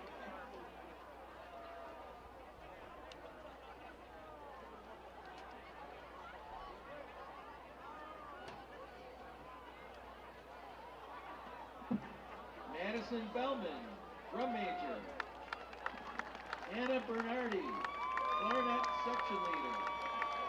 Elizabeth Brown, flute squad leader. Stephanie Bombaro, color guard. Danielle Carlisi, color guard captain. Madeline Elton, color guard. Ethan Gassmeyer, trombone. Catherine Hayward, color guard. Brian Howick, trumpet. Melina Iannucci, color guard squad leader. Evan Jansen, percussion. Joseph Kapanka, trombone. Kaylin Kerner, alto sax squad leader. Michael Kilachevsky, trombone squad leader. Alicia Lay, flute. Haley McFadden, flute squad leader. Macy Myers, color guard. Frankie Mortellaro, alto sax and field commander. Ashley Novak, mellophone section leader. Lauren Petterly, drum major. Brian Samasco, alto sax section leader. Molly Tepper, trombone section leader. Nicholas Tidwell, trumpet. Thomas Bigliotti, percussion. Isabella Visnov, drum major. Mallory Walagora, percussion section leader. Sarah Weir, euphonium section leader. And Isabella Wetzel, flute section leader. Please give a big round of applause for all of these senior Marching Eagles.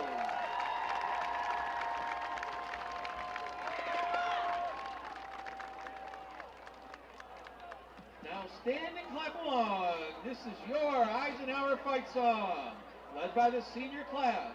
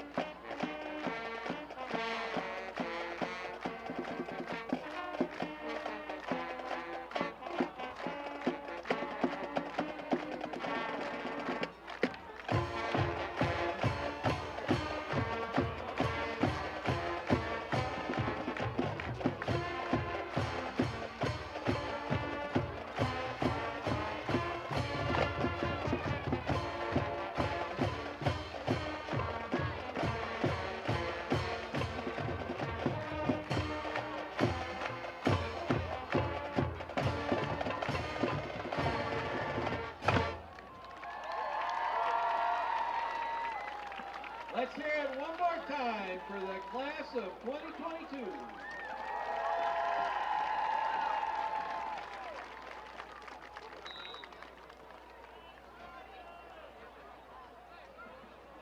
Stephen Tyler of the band Aerosmith wrote the 1973 hit Dream On when he was only 14 years old. He said that the song is about dreaming until your dreams come true. We all know that dreaming alone won't do that. Learning new things, remembering our experiences, and learning from our mistakes. In other words, using our memories can make our dreams come true. The Marching Eagles present Dream On under the direction of Lauren Petterly, and we are featuring Sarah Weir on baritone and color guard soloist Madeline Elton.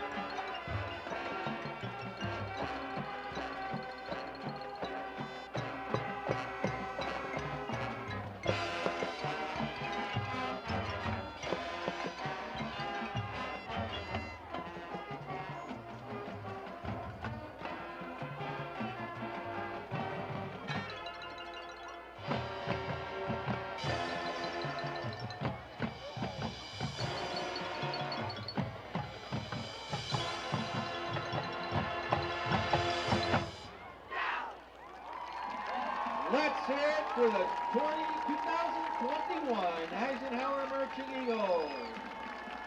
Thank you to all who came out to support us tonight, and a big thank you to all of our marching band volunteers and clinicians.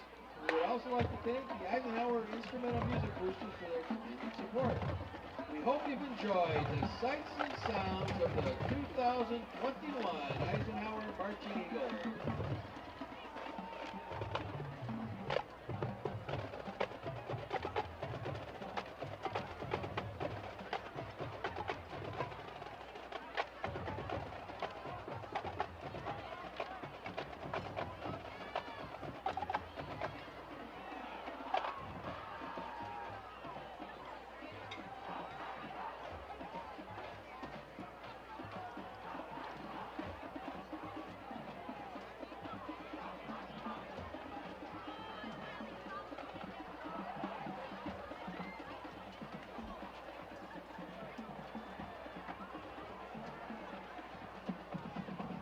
Our Eagles would like to thank our 2021 presenting athletic boosters, Tropical Smoothie Cafe, for supporting the football program this year. And also another big thank you to Total Health Systems and Peter J. Lucido, your Fulton County prosecutor, the official athletic boosters of the 2021 Eisenhower Eagles. And football fans also, step down to the concession stand real quickly here at halftime, and I've noticed there's another table out there. They've got information about the Eisenhower all-night party. That will be next spring after graduation, but never too early to at least start thinking about it. And we've got some information down there, and we're looking for some assistance. So if there's any parents for the senior class here, they'd like to check in with you. So if you can just stop by the tent, we've got some information relative to the senior all-night party for the Eagles.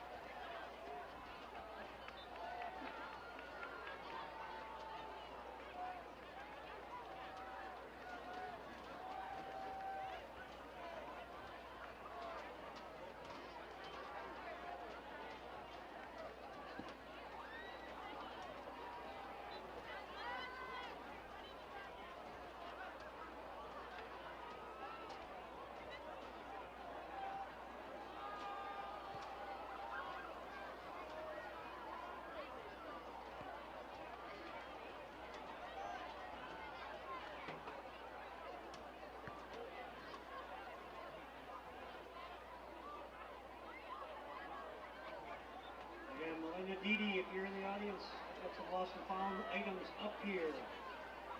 Didi, lost and found.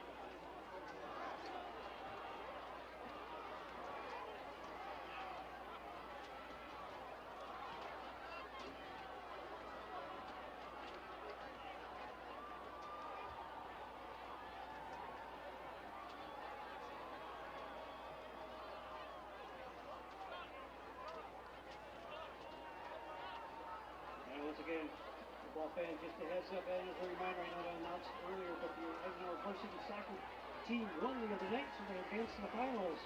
They'll face off against the Utica Chieftains tomorrow night on Uncle Field, 6 o'clock start.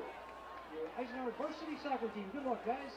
And hello, ladies and gentlemen, and welcome back to the Shelby TV Sports Special. I'm Tim Meyer, along with Stephen MacDonald, and we've had one half of football here between the Eisenhower Eagles and the West Bloomfield Lakers, with West Bloomfield leading it 21-3, and the Eagles pulling out the mascot here for good luck.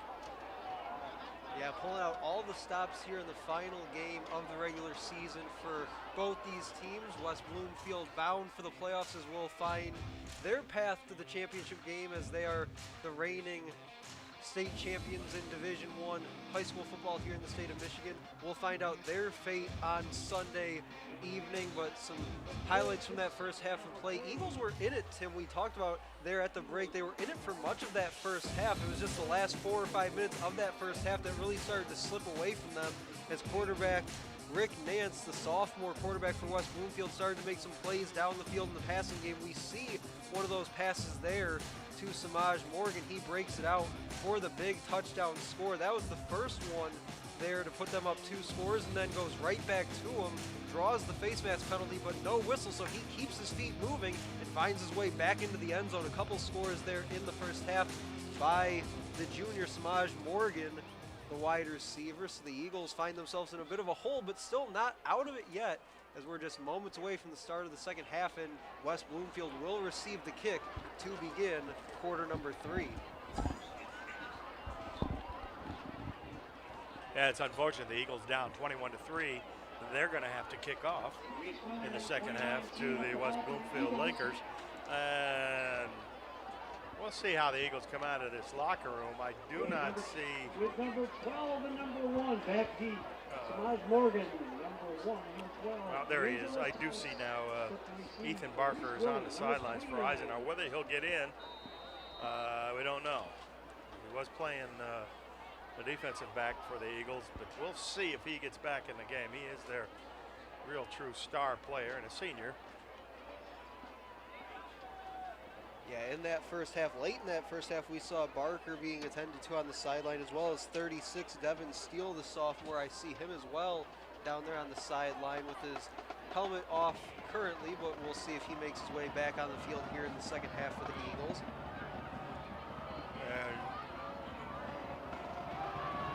Reese Willing puts a foot into it. It's deep. Does not go into the end zone. Well, now they're calling it a touchback. I don't know. It didn't look like it went in the end zone to me. But it was finally picked up by number 12, D'Angelo Thomas. But they're going to say he was in the end zone and picked it up. So I don't know how that worked.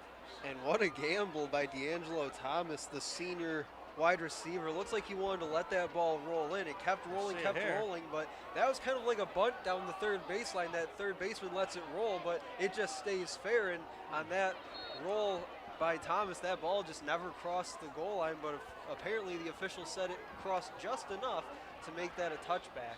I know it was a football, might have been on the line. We couldn't see it from up here. So it's 1st and 10, West Bloomfield, ball on their own 20. Nance, quick hitter out there on the right side, and tackle there. Looks like Myers over there on the tackle. A gain of about 4. Pass complete to number 19 out there. And a good job by the Eagles defense there on first down, making that rally to the football along the sideline. We saw them score on that play in the first half to Samaj Morgan. This time they better defended it, only gave up 5 there on first down. Second down and 6 for West Bloomfield. Quick throw out there, caught out there by number 13, Trenton Allison, trying to fight for first down yardage. And down he goes. 2 yards short. Yeah. Again, nice job by the Eagles defense, getting downhill to the football, not really trying to test them vertically on these first couple of plays, just swinging it out wide. This time they went for 13, Trenton Allison, the junior wide out, and able to pick up, looks like they'll give him 4 on 2nd and 5, so brings up 3rd down and about 1. 3rd and 1, the ball is on the 29 of West Bloomfield. They only need a yard to go. Nance stay in there. They go to the Wildcat. He's going to take it anyway. I'm sorry. It wasn't Nance. It was Ken Jones. And Kenny looks like he's got a first down for West Bloomfield. And again, that's just power against power. You see they bring those fullbacks up near the line of scrimmage, have Kenneth Jones III in the shotgun in the Wildcat, just direct snap to him, let him plow forward behind that big offensive line and get that first down. They only needed a yard, so they get the job done and move the chains. Ball spot at the 33. I think it was bringing big Brandon Schrader play that right tackle spot now. We got flag, we got receiver took off a little early.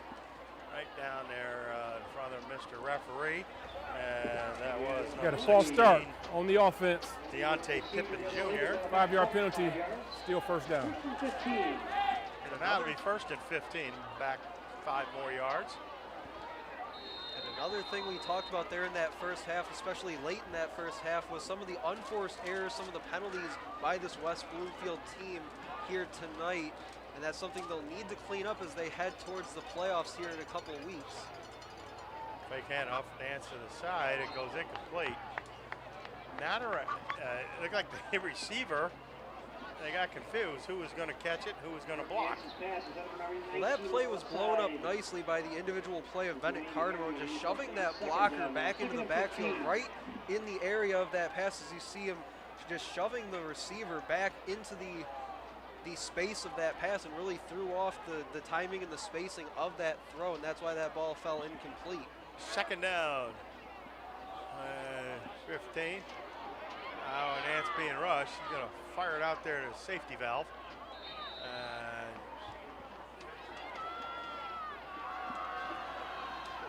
He's going to be short of the first down. It's going to be third down.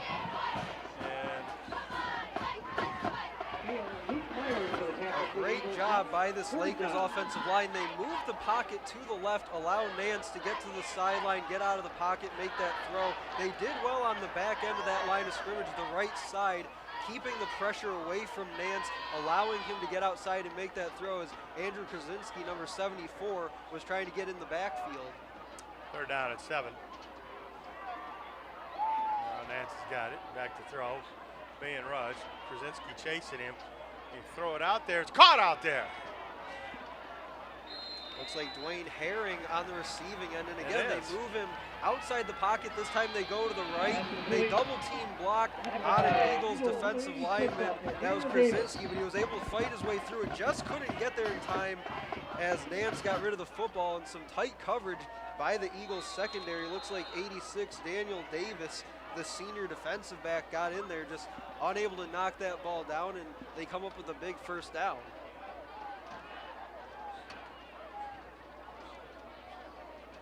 Quick handoff there, a nice play by Polisi. He tackles number 22, Ken Jones. But not before Ken gets 5 yards. It'll be second down and 5. See here, good play by Polisi. Yeah, Jones just unable to pick his feet up and avoid that shoestring tackle as Polisi got him around the ankles. But a pretty solid gain of 5 on first down. Eagles shift on the line. Throw by Nance, he's got his man out there. It's Morgan, and he breaks a couple tackles and goes all the way for the West Bloomfield Laker touchdown. 40 yards. And on that play, it's one-on-one on the outside. You have one man to block. It's that corner right in front of you. They make that block, and now Morgan's all alone, one-on-one with the safety. He's late coming downhill. You see the defender out there, number 81 for the Eagles. That's Cody Raymond. He's kind of left on an island at that point, having to come out from his defensive end position. And Samaj Morgan is way too fast for that. He gets downfield in a hurry and scores. 8:07 left to play here in the third quarter. The extra point attempt by Ward is good. And now the score 28-3, and it doesn't look very promising for an Eagle comeback at all this one. So what do you do? What do you play for? I suppose you got guys that are playing for next year. Well, yeah, look at the replay. As you said, the score's starting to get out of hand a little bit against the Eagles' favor, and really they played well for most of that first half, as I said. Let it get away from them a little bit there in the last 4 or 5 minutes of that first half, and now West Bloomfield really starting to open things up, especially offensively. They found the matchup that they like with Samaj Morgan against these defensive backs for the Eagles. But to your point, Tim, of what do they play for from here on out from the 8:07 mark of the third quarter? This is what we've talked about from the opening, is this is that test for this young Eagles team. You mentioned the guys coming back next year. This is really a game where they can really judge where they are now against a team like this, a playoff caliber team, one of the top teams in the state like West Bloomfield. They can see where they are now versus where they want to be at the start of next season, and how they can get there this offseason, as they won't be participating in playoff football, but they can still do things from now till the start of next fall to make this a better football team and make this a playoff caliber football team like we know that the Eagles are used to being. Kicks to the sidelines. He could have let it go. Cardamone picks it up. He's going to take it up to the 33-yard line. What you want to see is a sustained drive. Alone brought down by Laker number 33 out there. And we want to remind you folks that this game is brought to you by Esplendido's Mexican cuisine and pizza and spirits. Do you know what spirits are? I actually do not. Well, if you're over 21, and I don't know, are you over 21? I think you are. You look I young enough, or old enough, put it that way. Esplendido's just south of 23 Mile Road off of Mound. Check them out. They support Eisenhower football. Call 586-739-1070 is their phone number. Crum going for Barker. He's got it! And what a throw by Preston Crum to Ethan Barker. You wondered starting the second half if we were going to see Ethan Barker. Well, there's our answer. We got him there on the deep pass over the middle, splits the safeties beautifully on the throw down the seam. That's a play they went to in the first half, just couldn't connect as it was outside the outstretched arms of Ethan Barker off his fingertips. There, he does not miss, and a big play on first down for the Eagles offense. And this is how you want them to respond if you're Joe Youngblood. Keep the ball moving down the field, keep responding, keep fighting until that final whistle. 1st and 10 from the West Bloomfield 35. Crum back to throw. Now he's going to step up. He's looking. Fired over there and caught by DeMassey. Number 19 for the Eisenhower Eagles, Jackson DeMassey. And an athletic play by Crum. Steps up in the pocket, tries to get outside, keeps his eyes downfield. He's looking at DeMassey all the way, just waiting for his man to get open, just floats that ball in there beautifully and is able to connect on the pass. They pick up 7 there, and I've really liked the poise that he's shown with the pressure presented by the Lakers here tonight, being able to extend plays and do what he did there. Oh, look out at Christian Johnson, and the big fullback gets the first down. He's down to the 20, whereas the deepest point, I believe the Eagles have been, well, no, not the deepest they've been, but at least for 2 quarters. Certainly been a while. And a nice hole for Christian Johnson. 1st and 10, ball on the 20-yard line by Eisenhower. See what they're going to do here. Johnson remains in the backfield. Fake there. Hayden Bills, he's got it. Touchdown, Eisenhower. And a perfect response by the Eagles offense. They march right down the field. They waste no time, and they get the ball in the end zone. They obviously like something there, one-on-one, over the middle, in that interior seam against those safeties for West Bloomfield, and Cardamone able to beat his man by a step, and a beautifully thrown ball, extremely accurate ball by Preston Crum on that pitch and catch. Like I said, Hayden Bills, yeah, it was. There's Ben and Cardamone, a big touchdown for the Eagles. And Julian Leon for the extra point.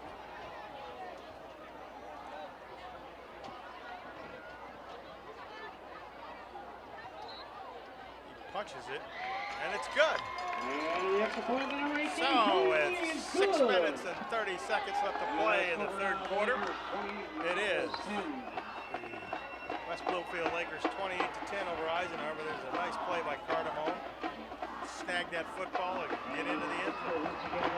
And we talk about the throw by Crum to Cardamone on that pass. Extremely accurate, had a very tight window to throw that ball into, but the concentration by Cardamone with Adrian Epps draped all over him, hand in his face as he caught that football. It would have been very easy for him to take his eyes off it and drop that ball, but he makes the grab and gets into the end zone. Now again, it goes back to the Eagles defense. They get a stop here, get the ball back to their offense, and all of a sudden, Eisenhower's not out of this football game just yet. And you hear the Eisenhower band out there, the award-winning Eisenhower band. And of course, always working hard, the Eisenhower cheerleaders, trying to keep everybody's spirits up. See where they kick it this time. I mean, last time Willing put it down and bounced at the 1 over the head of number 12 down there, D'Angelo Thomas. He is the lone deep man for the Lakers here on this return, so we'll see if they elect to boot it deep towards that goal line again, try and see if he might make a mistake down there near the goal line, as was nearly the case on the last kick.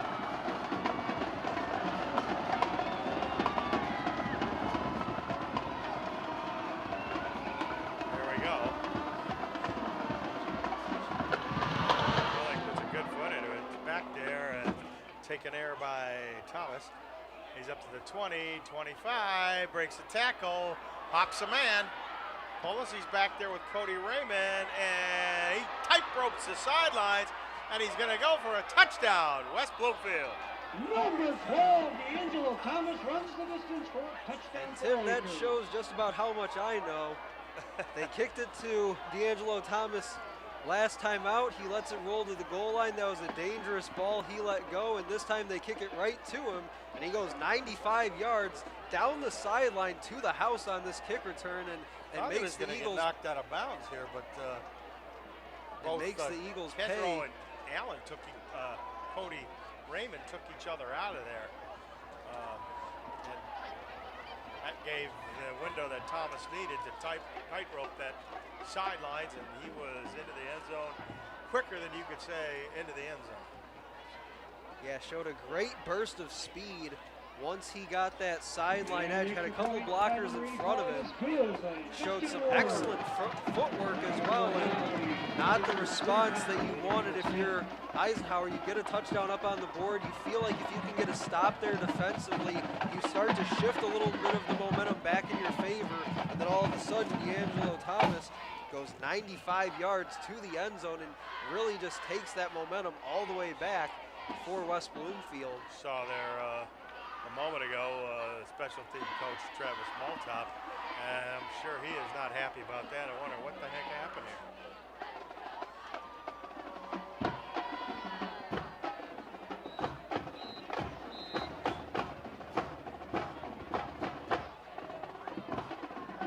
So the Utica Chieftains are leading their ball game. It's at 8:35 to nothing. And there's some of the Eisenhower student body there, still in there. I'm not sure what the red means, but I see red, white, and blue, so I don't know, maybe that's something. I see somebody with some hair. That was red, white, and blue. Probably getting ready for Halloween. So here we go, kicking off for West Bloomfield. New kicker there, number 83, Darren Levine.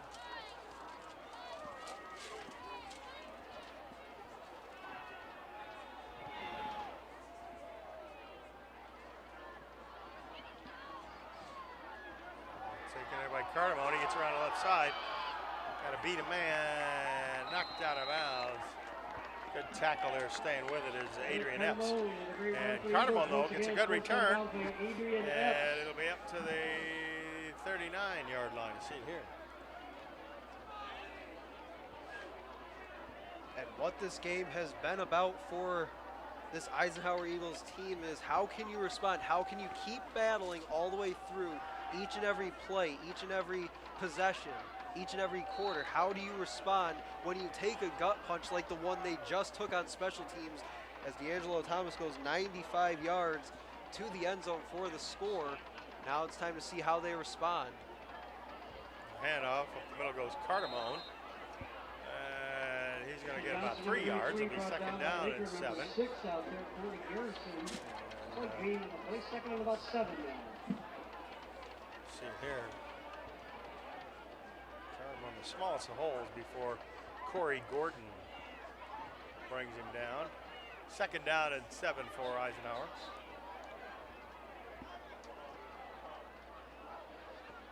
Bill's in motion. We're going to go deep to Barker. He's down there and unable to catch up to that football is Ethan. That'll go incomplete and make it third down and 7. And you do have to try that. And Barker did look like he had a step on his man. Yeah, they definitely like some of these one-on-one matchups with the defensive backs from West Bloomfield. They've been looking Barker's way a lot here tonight. They'll normally do that, of course, but they definitely like something in these one-on-one matchups, especially Barker out there along that far sideline. They did have him by about a step, just couldn't connect on the throw. The defender was there on the back hip of Ethan Barker, and that'll bring up a 3rd down and long, and this is one of those that you'd like to see the Eagles convert. Bills again in motion. Now Crumb's going to take off, trying to get a block from Temple. He does get it. We'll see if he's far enough for the first down. Looks like he might have it. Up the left side. Looks like they'll mark him right at that spot, maybe give him a few inches if he's lucky, and just that's a great play by Crum to tuck it and run, but also being aware of where the first down line is and making sure he didn't go out until he got there. As you saw, he lowered the shoulder on that Lakers defensive back and just made sure he got enough for the first down. I've been very impressed with the play of Preston Crum here tonight. 1st and 10 Eagles. Crum back to throw. Gets decent protection.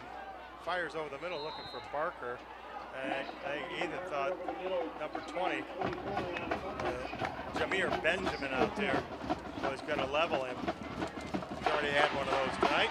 Doesn't want another one. Let's see here. Man, could have been called an interference. 2nd down at 10. Ball is on the Eagle 49-yard line. You got to get down to the 41 of West Bloomfield for a first down. You don't need to get it all here on this play. You do have some downs to work with, so you can get a few yards here and set yourself up for 3rd down. Well, Lakers come on the blitz, and Michael Williams gets the sack. Down goes Crum. He really didn't have a chance on that one. All the way back to the Eisenhower 41. Michael Williams just shot out of a cannon off the top of the line of scrimmage for West Bloomfield.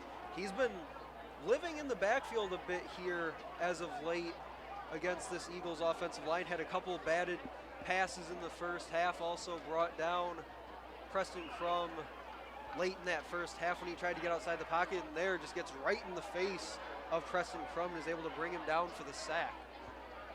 Oh, now it's 3rd down and 18 for Eisenhower. Crum steps up. He's going to take off and run. And he's going to get to the outside. Knocked out of bounds there by Adrian Epps. Going to be short of the first down. It'll be 4th down and 9. 4th and 9 now. Let's see. They're going to punt it away. Clock is running. Under 3:50 to go here in the ball, 3rd quarter rather. Luke Neal has not been able to get a high one tonight. Looks like they'll have Samaj Morgan, one of the deep men for West Bloomfield. What do we got?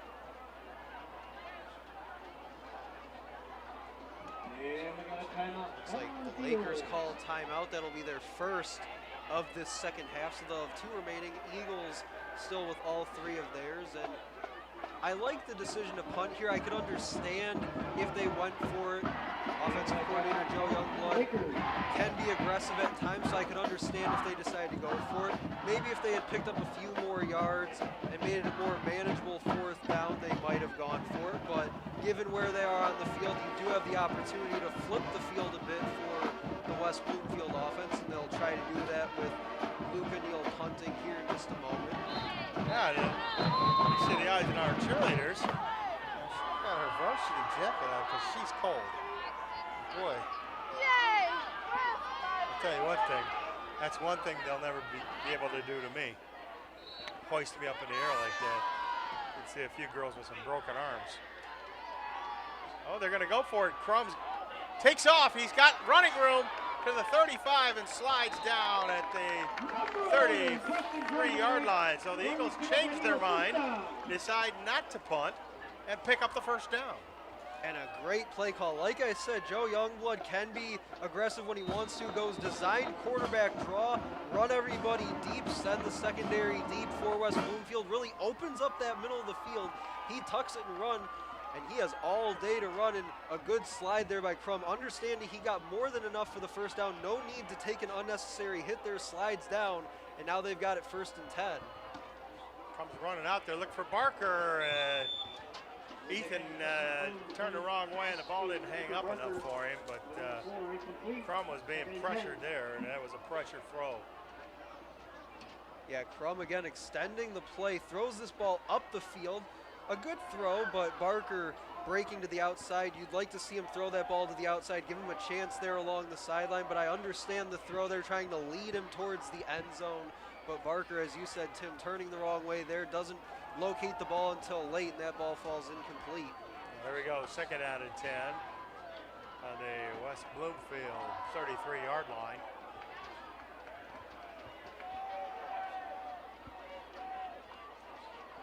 From facing a blitz, and he's going to get sacked again. And there's our buddy Michael Williams again, and Benjamin Davis Swain, or Brandon Davis Swain in there. And that's going to be a loss of about 8 yards, 7 yards. Didn't have a chance.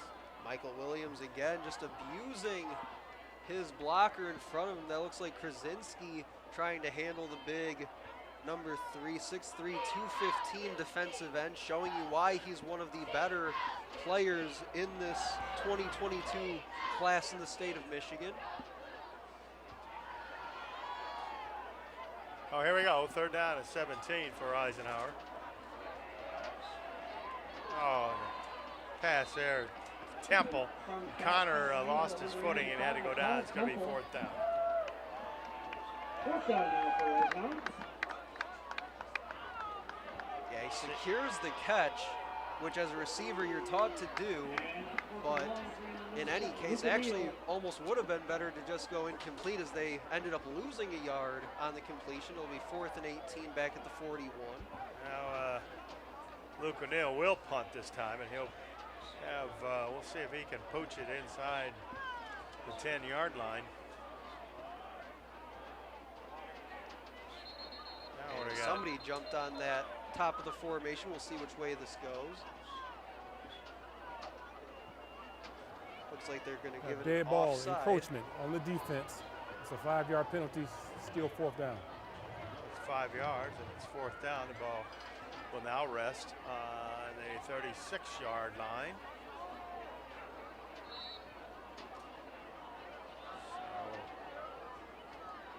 O'Neill's going to punt it from there.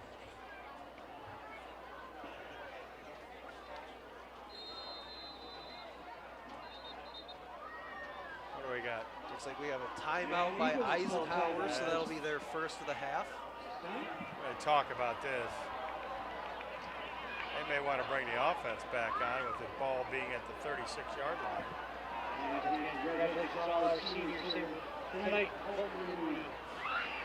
So far, I haven't seen a switch here. Looks like they're still going to punt it. I'd like to thank all the Eisenhower coaches and players for helping us out this year, giving the interviews, sometimes not very pleasant times to do it, but giving interviews on the Eisenhower Eagle Football Review with Coach Chris Smith and myself. We certainly wish them all the best, especially for next season. If they just stick with it, I think they'll be just fine. They got plenty of talent on this team. Yeah, this is definitely a building year for this program. They've lost a lot of talent over the last few years with some of these teams that they've had, making some deep runs into the playoffs not too long ago. And a younger team than what I think they're used to here on Eisenhower, but they're definitely set up, I think, so here we for go. success in the future. Here we go. Eagles going for it. Now what do we got? A flag, an illegal procedure. Now that'll mark them back 5 yards. And now they might just punt again. Yeah, false start on the offense. It's a 5-yard penalty, still 4th down. And that's exactly what has hurt this Eisenhower team all year. The defense gives you a free 5 yards on the encroachment penalty. Now that sets you up with the opportunity to go for it on 4th down, makes it a little bit closer of an opportunity for you, and then you go ahead and give those 5 yards back, and now it looks like they'll stay on the field offensively, but definitely puts them in a bigger hole on 4th and 18. The ball is on the West Bloomfield 41, and they got to get all the way down inside the 25-yard line of West Bloomfield for a 1st down. Crum. Oh, he's got his man out there. What a catch by Bennett Cardamone. And it'll be a 1st down for Eisenhower. 1st down Eisenhower. Well, that was probably the best throw that Preston Crum has had all night. Just a perfect throw absolutely no window to throw that into the defender. Looks like Adrian Epps never turns around for the ball, and Cardamone goes up over his back and grabs it. From the 18, it's first down. Cardamone's there, and he just avoids getting a real hard smack from number 9, B.J. Rankin. He's going to lose a few yards there. Really didn't do a good job of selling that, as the West Bloomfield Lakers were not fooled on defense. It'll be second down at 14. The ball rests on the West Bloomfield 22. Yeah, that's one where he sells the play fake so hard that Crum actually starts drifting to that left side of the line. That's where Cardamone was leaking out of the backfield. So you get those linebackers moving downhill to that side, and just makes it a lot easier for them to make the play. They come again, throws in the corner for Cardamone, and he wasn't looking. And Crum kind of had to get rid of it as number 6, Derek Gordon, was in on him. Quicker than you could say in on him. Rush throw, so now it's third down and long, and you've got to do something here. You got to pick up some chunk yards. Yeah, and I wouldn't be surprised in this situation if West Bloomfield brings a little bit of pressure. We've seen them do that more than a few times here on third down. Now in third down and long situation, put some pressure on Crum, but he's handled that pressure really well here tonight, so I wouldn't be surprised if he's able to extend the play if they do bring pressure, get outside the pocket and make a throw downfield and have a chance to move the chains again. Crum back to throw, they're coming, and throw up for Barker. He's got it! Touchdown, Eisenhower!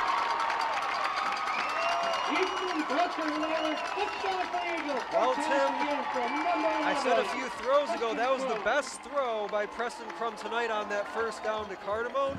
I want to go back.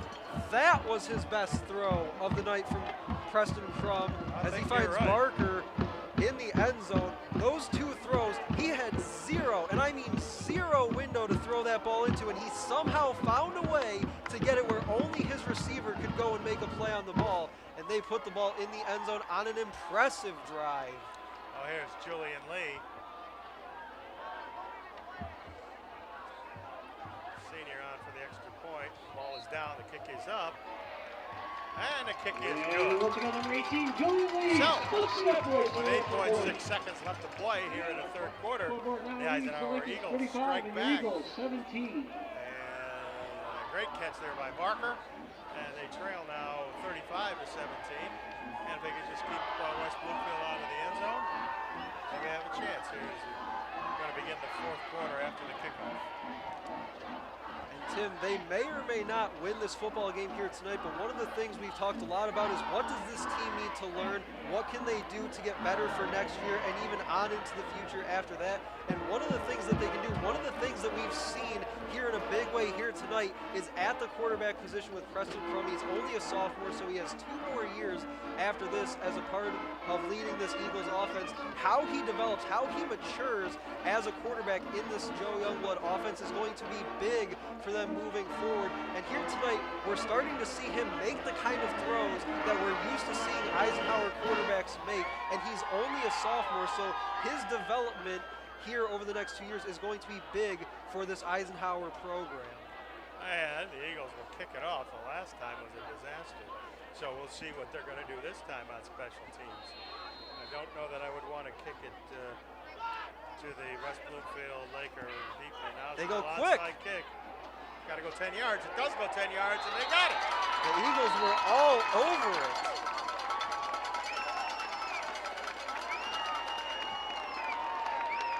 The officials say yes. It did go 10 yards, and the Eagles did recover it.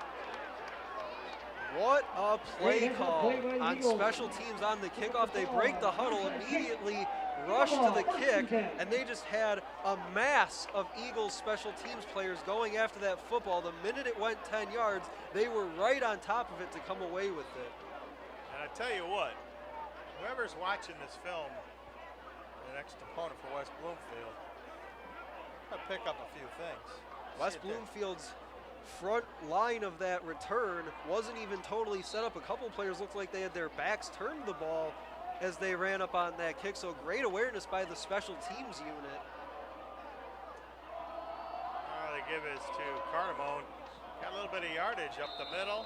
That is going to be the end of the third quarter of play. The score, the West Bloomfield Lakers 35 and the Eisenhower Eagles 17. We have the, oh look at the trombone section is going to go here. See the replay of Cardamone getting tough yardage. Some of you kids, don't try this stuff at home. You get your head knocked off. This is trusting the guy next to you, the person next to you, to understand their assignment and know what they're supposed to be doing. Whereas you said, Tim, it could get very ugly very quick. Even the drummers are kind of quick back there. Oh, that's a nice one. Even the Eagles sideline getting into it. Some of the players down there having some fun as they are not going down quietly here tonight. They come up with a big touchdown pass from to Barker in the end zone, in the corner of the end zone. Now come away with the onside kick, and all of a sudden they've got it in plus territory as we begin the fourth and final quarter. 2nd and 6 from the 46 of West Bloomfield. Crum back to throw, being rushed. Gotta watch out. He's gonna be manhandled there by number 11, Brandon Davis-Swain. There's gonna be a loss of a couple of yards. That hole did close quick, you see, for Cardamone. He thought he might have had some room, but Davis-Swain was right there. And he made just a move to grab a hold of Preston Crum. So now it's 3rd down and 8. Barker comes off the field, limping. He's got that knee that he injured last year. It's remarkable that he's even playing this year. But he worked really hard to rehab it. Ball's on the 48 now, West Bloomfield. The Eagles need to pick up some yardage to get it to Cardamone. He's got it. He's close to the 1st down. We'll see how far he goes forward. He might just be. Might be a tad short, and it will be 4th down and a half yard. Look at this play. Yeah, nice easy pitch and catch right there. Finds the opening between the linebacker and the safety. Just sits in that gap and able to pick up a few yards after the catch. Oh, the Eagles trying to hurry up, and half the offensive line started moving. Got a false start on the offense. It's a 5-yard penalty.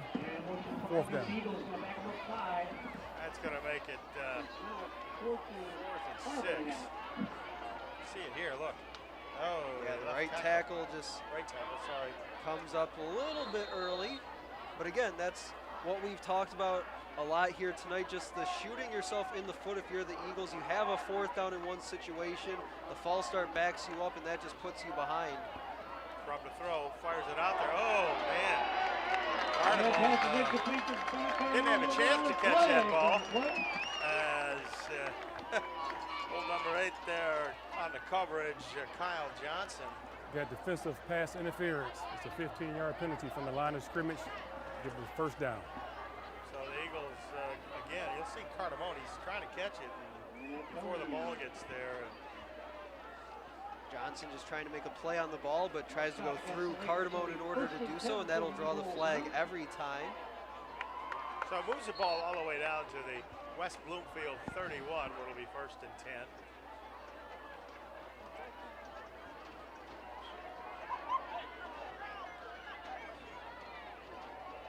Kristen Johnson is in the backfield. He's going to block. He makes a block, and the ball's picked off. That looks That's like Morgan. Pass intercepted by Laker number 8 out there, Kyle Johnson. Looks like they said Kyle Johnson. Just does the route. Yeah, does a nice job. Cuts underneath the route.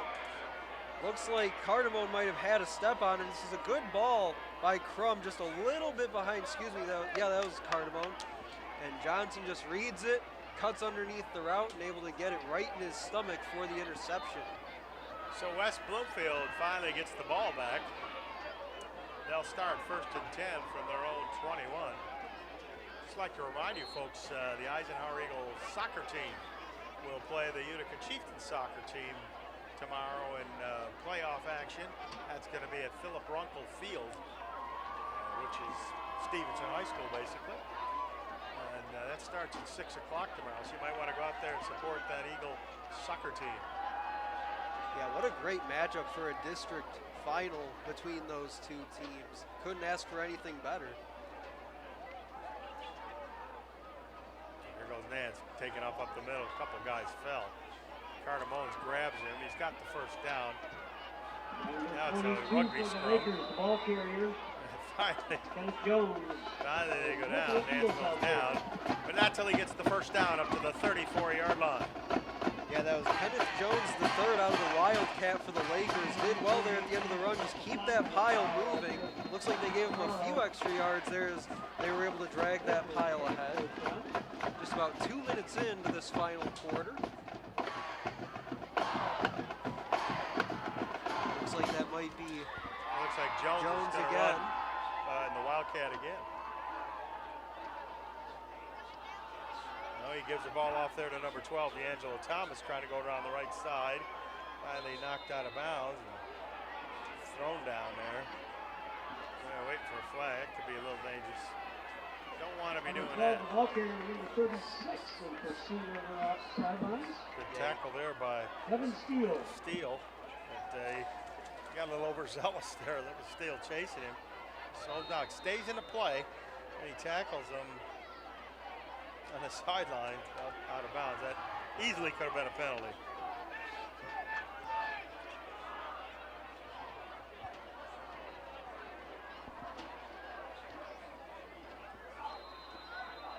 Now we got a penalty. Legal false procedure. start. Yeah, false start, legal procedure.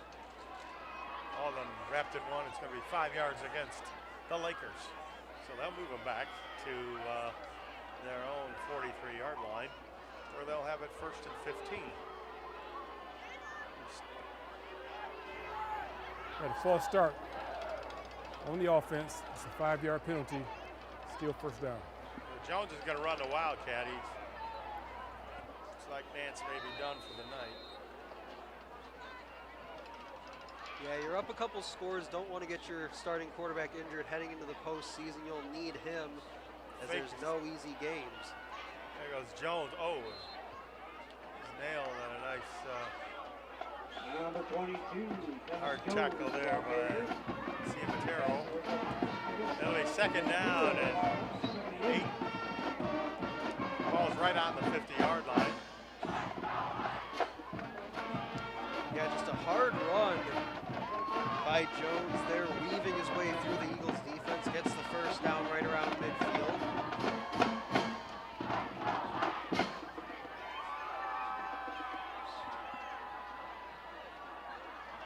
Jones again remains in there. And Animoshi stumbled a little bit now. Jones going to take off, breaks a couple tackles. Oh, and he goes around the right side. He's going to get a first down deep into Eisenhower territory. Looks like all the way down to the 19-yard line. Play by Jones and some nice open field running by Kim. And you won't see it on the replay here as Jones gets to the outside, gets down the sideline. Eagles secondary, the safety starting to creep up into the box now, right around that first down line. See, they back off a bit here, probably about 12, 13 yards deep on this play, but they got up tight on that last play and let Jones get to the sideline. Jones again, and this time he keeps it himself, and that may have been a mistake. He probably could have gave it to Jalen Riley, number 17, but he keeps it, and he loses a couple yards. You've seen that play before. And they did well. Their defensive line does well, shaking off their blocks pretty easily. Looks like the Lakers' offensive line just stood up a little too much. You want to see them stay low in their blocks and try to drive the Eagles back, but they do well defensively to get off the line and make their way into the backfield for the stop.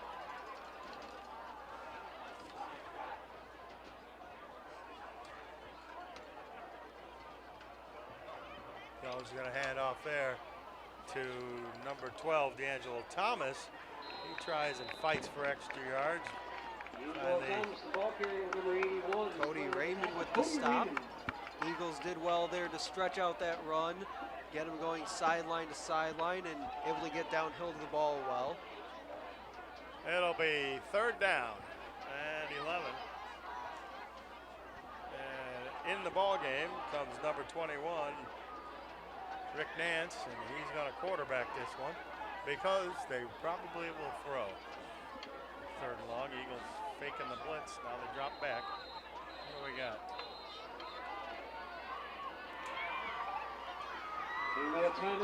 Oh, Eisenhower called timeout.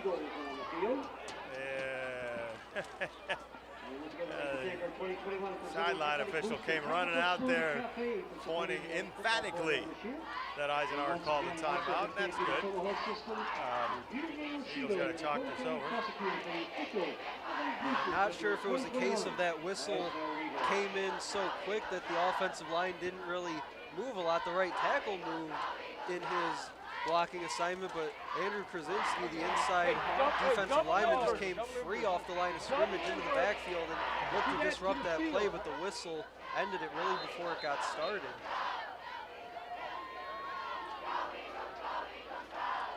Cameraman Nick Ponticelli down there doing hard work on that sideline, getting us some great shots. So here we go. It's going to be 3rd and 11.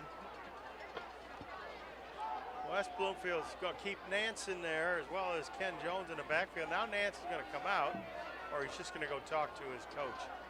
Yeah, okay, he's talking to his coach. He's got the play now. We'll see here if they can pick up a 1st down on 3rd and 11. Morgan in motion. Morgan's got it. He's got a man down there. Touchdown, West Bloomfield. Razzle dazzle. 21 to what 1 to 19. A play call. They get Morgan in motion. They hand it off to him. Everybody on the defense reading run, and all of a sudden the secondary forgets to cover on the back end. That leaves the receiver wide open downfield. Yeah, that just walks into the end zone for the touchdown. It looks like number 19. Pietro Cimetiero got fooled on that fake play, and number 19, Herring, was wide open. And a good pass, and there's a touchdown for West Bloomfield. And on for the extra point. Is up, and it is good. So with 6:40 left to play here in the ball game, the West Bloomfield Lakers lead it 42 to 17. And Stephen, there you see safety bid on the fake. And it's a good throw.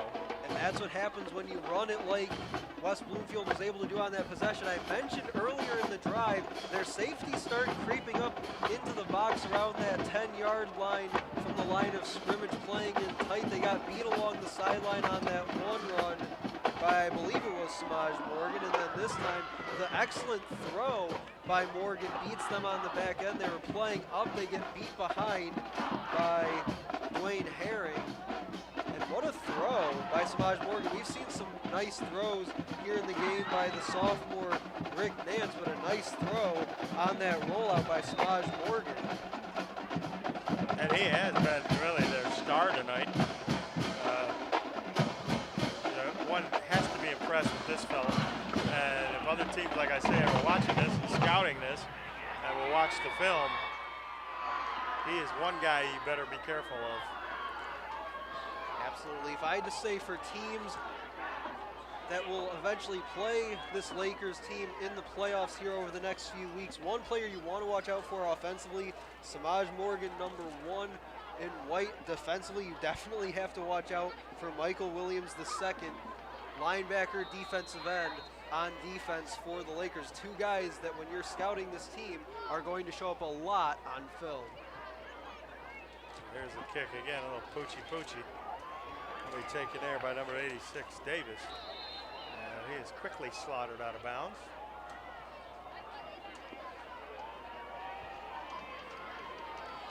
And Steven, we had pizza tonight. And you know who brought that pizza? Esplendidos. And I'm not gonna lie to anybody out there. I had 4 pieces. It was so good. So you should go there. I want you to go there, not after the game, but tomorrow. Watch the Michigan game or whatever, and get yourself an Esplendido pizza, because you know what? It's delicioso. You can call 586-739-1070 is their phone number. Sikowski gets the carry. Number 27, Dan Silkowski, the ball carrier for the Eagles this time. Danny gets it up about 4 yards. It'll be second down and 6. You see a lot of the seniors will be out there.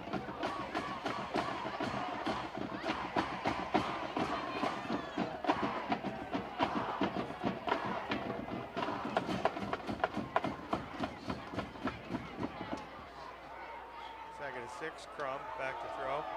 Gonna fire it out there for Connor Temple, and he's pushed down before the ball arrives. That's gonna be a pass interference on Bryce Rowe. That's for number 85. And it'll give the Eagles a first down.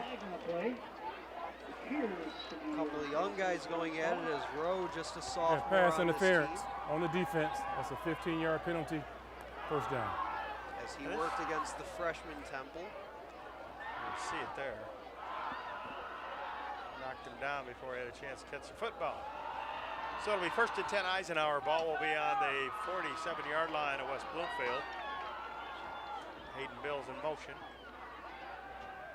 Connor tried to get it to Bills, and he's knocked down pretty quickly by Brandon Davis Swain. And big Brandon, I mean, he's a load, and when he comes at you, he doesn't, he's not there to tickle you. I'm telling you what, he's going to bring you down hard. Yeah, I talked about Michael Williams, the second, a guy that you want to key on defensively when you're going against this West Bloomfield defense. Another guy we just mentioned, Brandon Davis Swain, another one that you want to make sure you know where 11 and white is at all times on the field. Again, Bill's in motion. Crum again being rushed. Gonna throw the middle. Caught out there. Looks like Cardamone for the Eagles. They're gonna have a first down. Cardamone. That'll be down to the 36 of West Bloomfield. And one thing I've enjoyed watching here tonight from Swinehart Field, a couple of sophomore quarterbacks battling it out on each side. Rick Nance for West Bloomfield and Preston Crum here for Eisenhower. I've really liked the development of Preston Crum here tonight and some of the throws that he's made, some of the plays that he's been able to extend. Cardamone in motion. He's gonna get the football. Got a little bit of run room, does some weaving, and he's close to a first down. He might be about a yard short. Nice game for the Eagles. Williams again on that tackle. The second down and 1. Clock keeps running here. Now under 5 minutes left to play in the ball game. So the Eagles trying to get as many seniors in there as possible.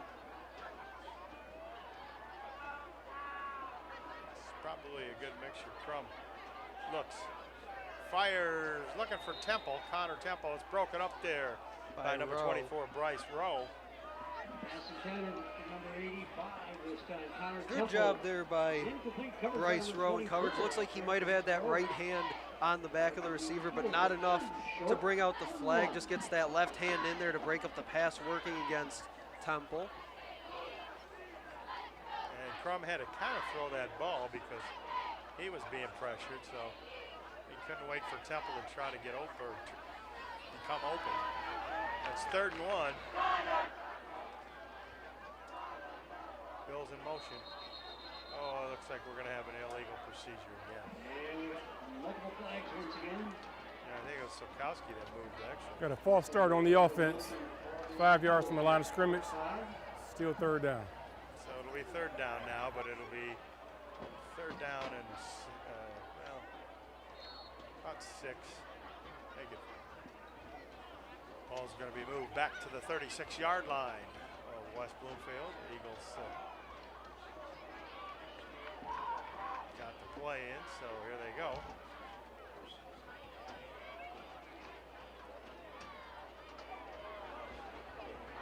And no Ethan Barker on the field for them right now. He's sitting on the sideline, so they won't be able to target him here. Crum fumbles. Now he picks it up. Being rushed, try to get rid of it. Probably the best thing that he could have done was make that play. Jackson DeMassey rather, back there.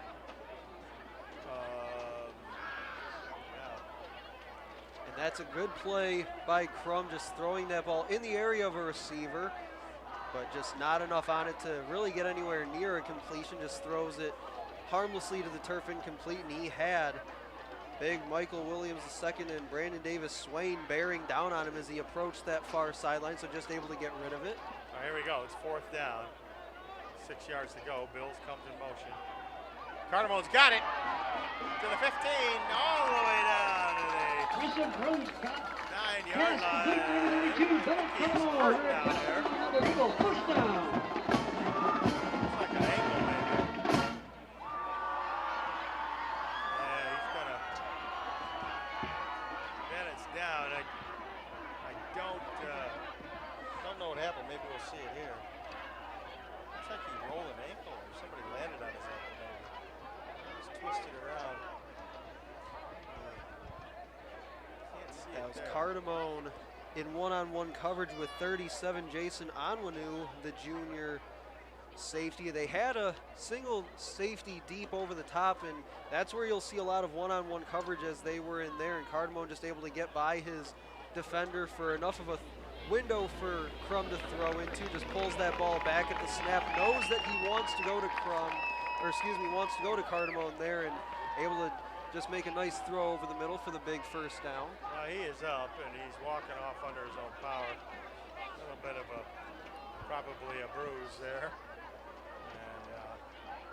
And in any event, his catch and run make it 1st and goal from the West Bloomfield 8. Let's see what the Eagles call here. And the clock is running, so they got to hurry up, get up there.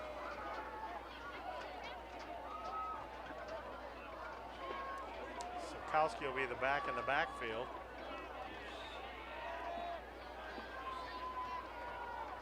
Looks like they'll go single deep safety to the middle of the field, right by the I in Utica there in the end zone.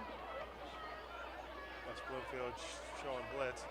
There's a pass out to Daniel Sikowski. Touchdown, Eisenhower.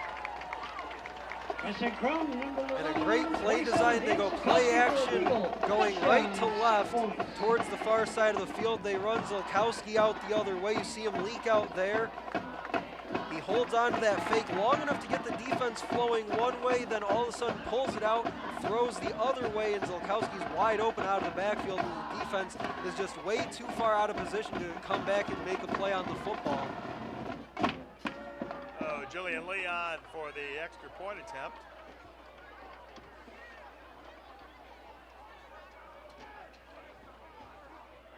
Kick is up, and the kick is good. And once again, number 18, Julian Lee. So the score with 3:47 left to play. The West Bloomfield Lakers 42 and the Eisenhower Eagles 24. You see the touchdown by Sikowski. And you're right, Stephen, it was a good play call because West Bloomfield looked completely fooled. It looks like Xavier Marshall, number 18, was the lone defender on that side of the field. Fought off a block, but he was too far deep in the end zone to really come back and make a play on that football. So a good job blocking out there on the edge by the Eagles wide receiver core. We'll see if they're going to try that onside kick again, you know, that trickety play. West Bloomfield is talking about it now. Yeah, usually those plays only work once unless it was a few weeks ago here from Swinehart Field. We saw the Utica Chieftains kick it down the sideline on the opening kickoff, had it called back on a penalty, and then ran it again, and miraculously it worked the second time as well, so you never know what the Eagles could cook up here on special teams, but I have to believe that West Bloomfield now on high alert following that onside kick attempt. And they are on high alert as you look at the way they're lined up right now to receive this football. They got a bunch of guys up there. Eisenhower. Faked them out this time. See here what they're going to do. They're not going to quick kick it, but would they want to pooch it? We'll see. They got a little bit of run. They got a little bit of room between the front line and that return man. That was interesting as they broke the huddle, started making their way towards the football like they were going to kick it, and then backed off. Now pooch it over there to the side. It's a It's live loose. ball. Looks like West Bloomfield recover, but that's probably close to perfect where you want to put it. Yeah, especially like you pointed out, Tim, that front wall really bunched up for the Lakers on special teams. Not going to get fooled by that onside kick attempt this time. But what that does is that left the seams along the sideline open for that kind of a high arcing kick, and that's what they went to towards the sideline. Just didn't get the kind of bounce that you want to on that, and the Lakers were able to come away with it. The ball is on the Laker 24, 1st and 10. I got a few substitutes in there. Looks like Ken Jones is going to stay in there. There's a few linemen that have been substituted in for West Bloomfield. Again, also the Eagles. Motion. Give theirs to number 17, Jalen Riley. Got a little bit of running room finally. Tackle down there, but he gets a first down. Was number 3, Frank Asta, with the tackle. 1st and 10 for West Bloomfield. And a nice run there on the edge by the senior wide receiver, Jalen Riley.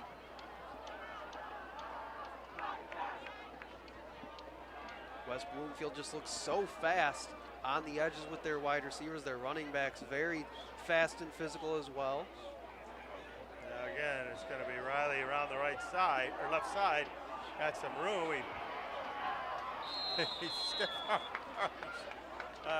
stiff arms number 20 out there, I believe it was. Number 26, Was it Antonio 80? Strugowski with a tackle. Yeah, you see Riley just heads to the sideline. Little head shake there and delivers the stiff arm to the Eagles defender and continues on down the sideline. Very nice run by Riley. Nicholas Drost. That's usually when they're, in the old days, they used to just bite your finger off, you know. Can't do that anymore. What do we got? Timeout? Timeout, Eisenhower will call it. Timeout. Oh, Eagles. We're going to get some guys, more guys in, I think. That'll be their final timeout here tonight. So it looks like, according to our scoreboard, Eisenhower out of timeouts. The Lakers still with 2 remaining. Don't believe that at this stage in the game they'll be likely to use really either of those timeouts unless they absolutely have to. Now, one thing about this Eisenhower team, it's been a tough season and only 1 win, but the guys really do care about each other. There's been no dissension in this team. They've stuck together through thick and thin here, and it's been pretty thin after that first victory. Aiden Ives going down with an injury, and Ethan Barker's still not 100%. He still limps on that sideline. I mean, he didn't limp on those touchdown catches, that's for sure. The guys still pull for one another. You got a lot of substitutions in there. West Bloomfield going to make some too. We'll keep Jones in there. Bring in their second string guys. And one thing, Tim, is you mentioned a lot of the injuries that they battled this year. Preston Crum as well missed a couple games at the start of the year due to injury. But one thing you can say about this Eagles team is that they fought hard no matter what, even if the score didn't necessarily indicate it. And that can be said again here tonight. Jones with some moves, breaks some tackles. He's going to go down and he fumbled. 22 bobs and weaves his and way. the Eagles recover.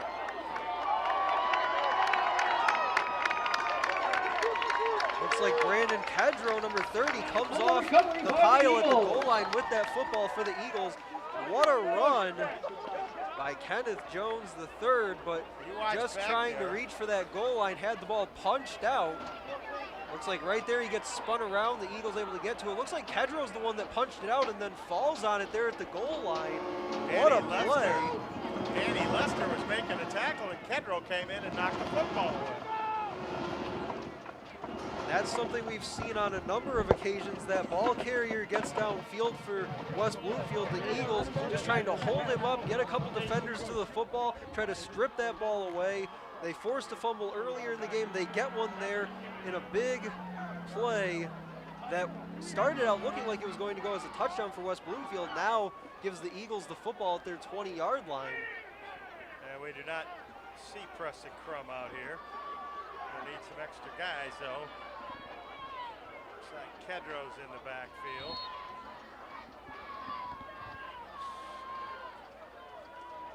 Check that. Who else is in the backfield?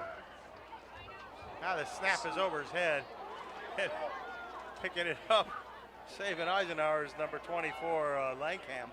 Andrew Langham. He grabs it, but a little over, still a snap there. At the center. Whoa! Now it looks like both teams officially going with their backups here. Looks like Brandon Davis Swain will exit the football game probably for the last time here tonight inside 2 minutes of play. So officially both teams will play out the rest of our game with their subs in. So it'll be second down and looks like 17 for Eisenhower.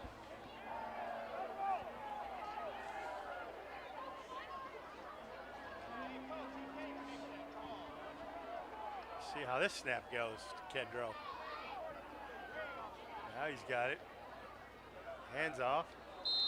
And just absolutely crushed there. The Eagles, number 88, Grant Caston. He goes down, but Grant Caston, number 88 with the ball.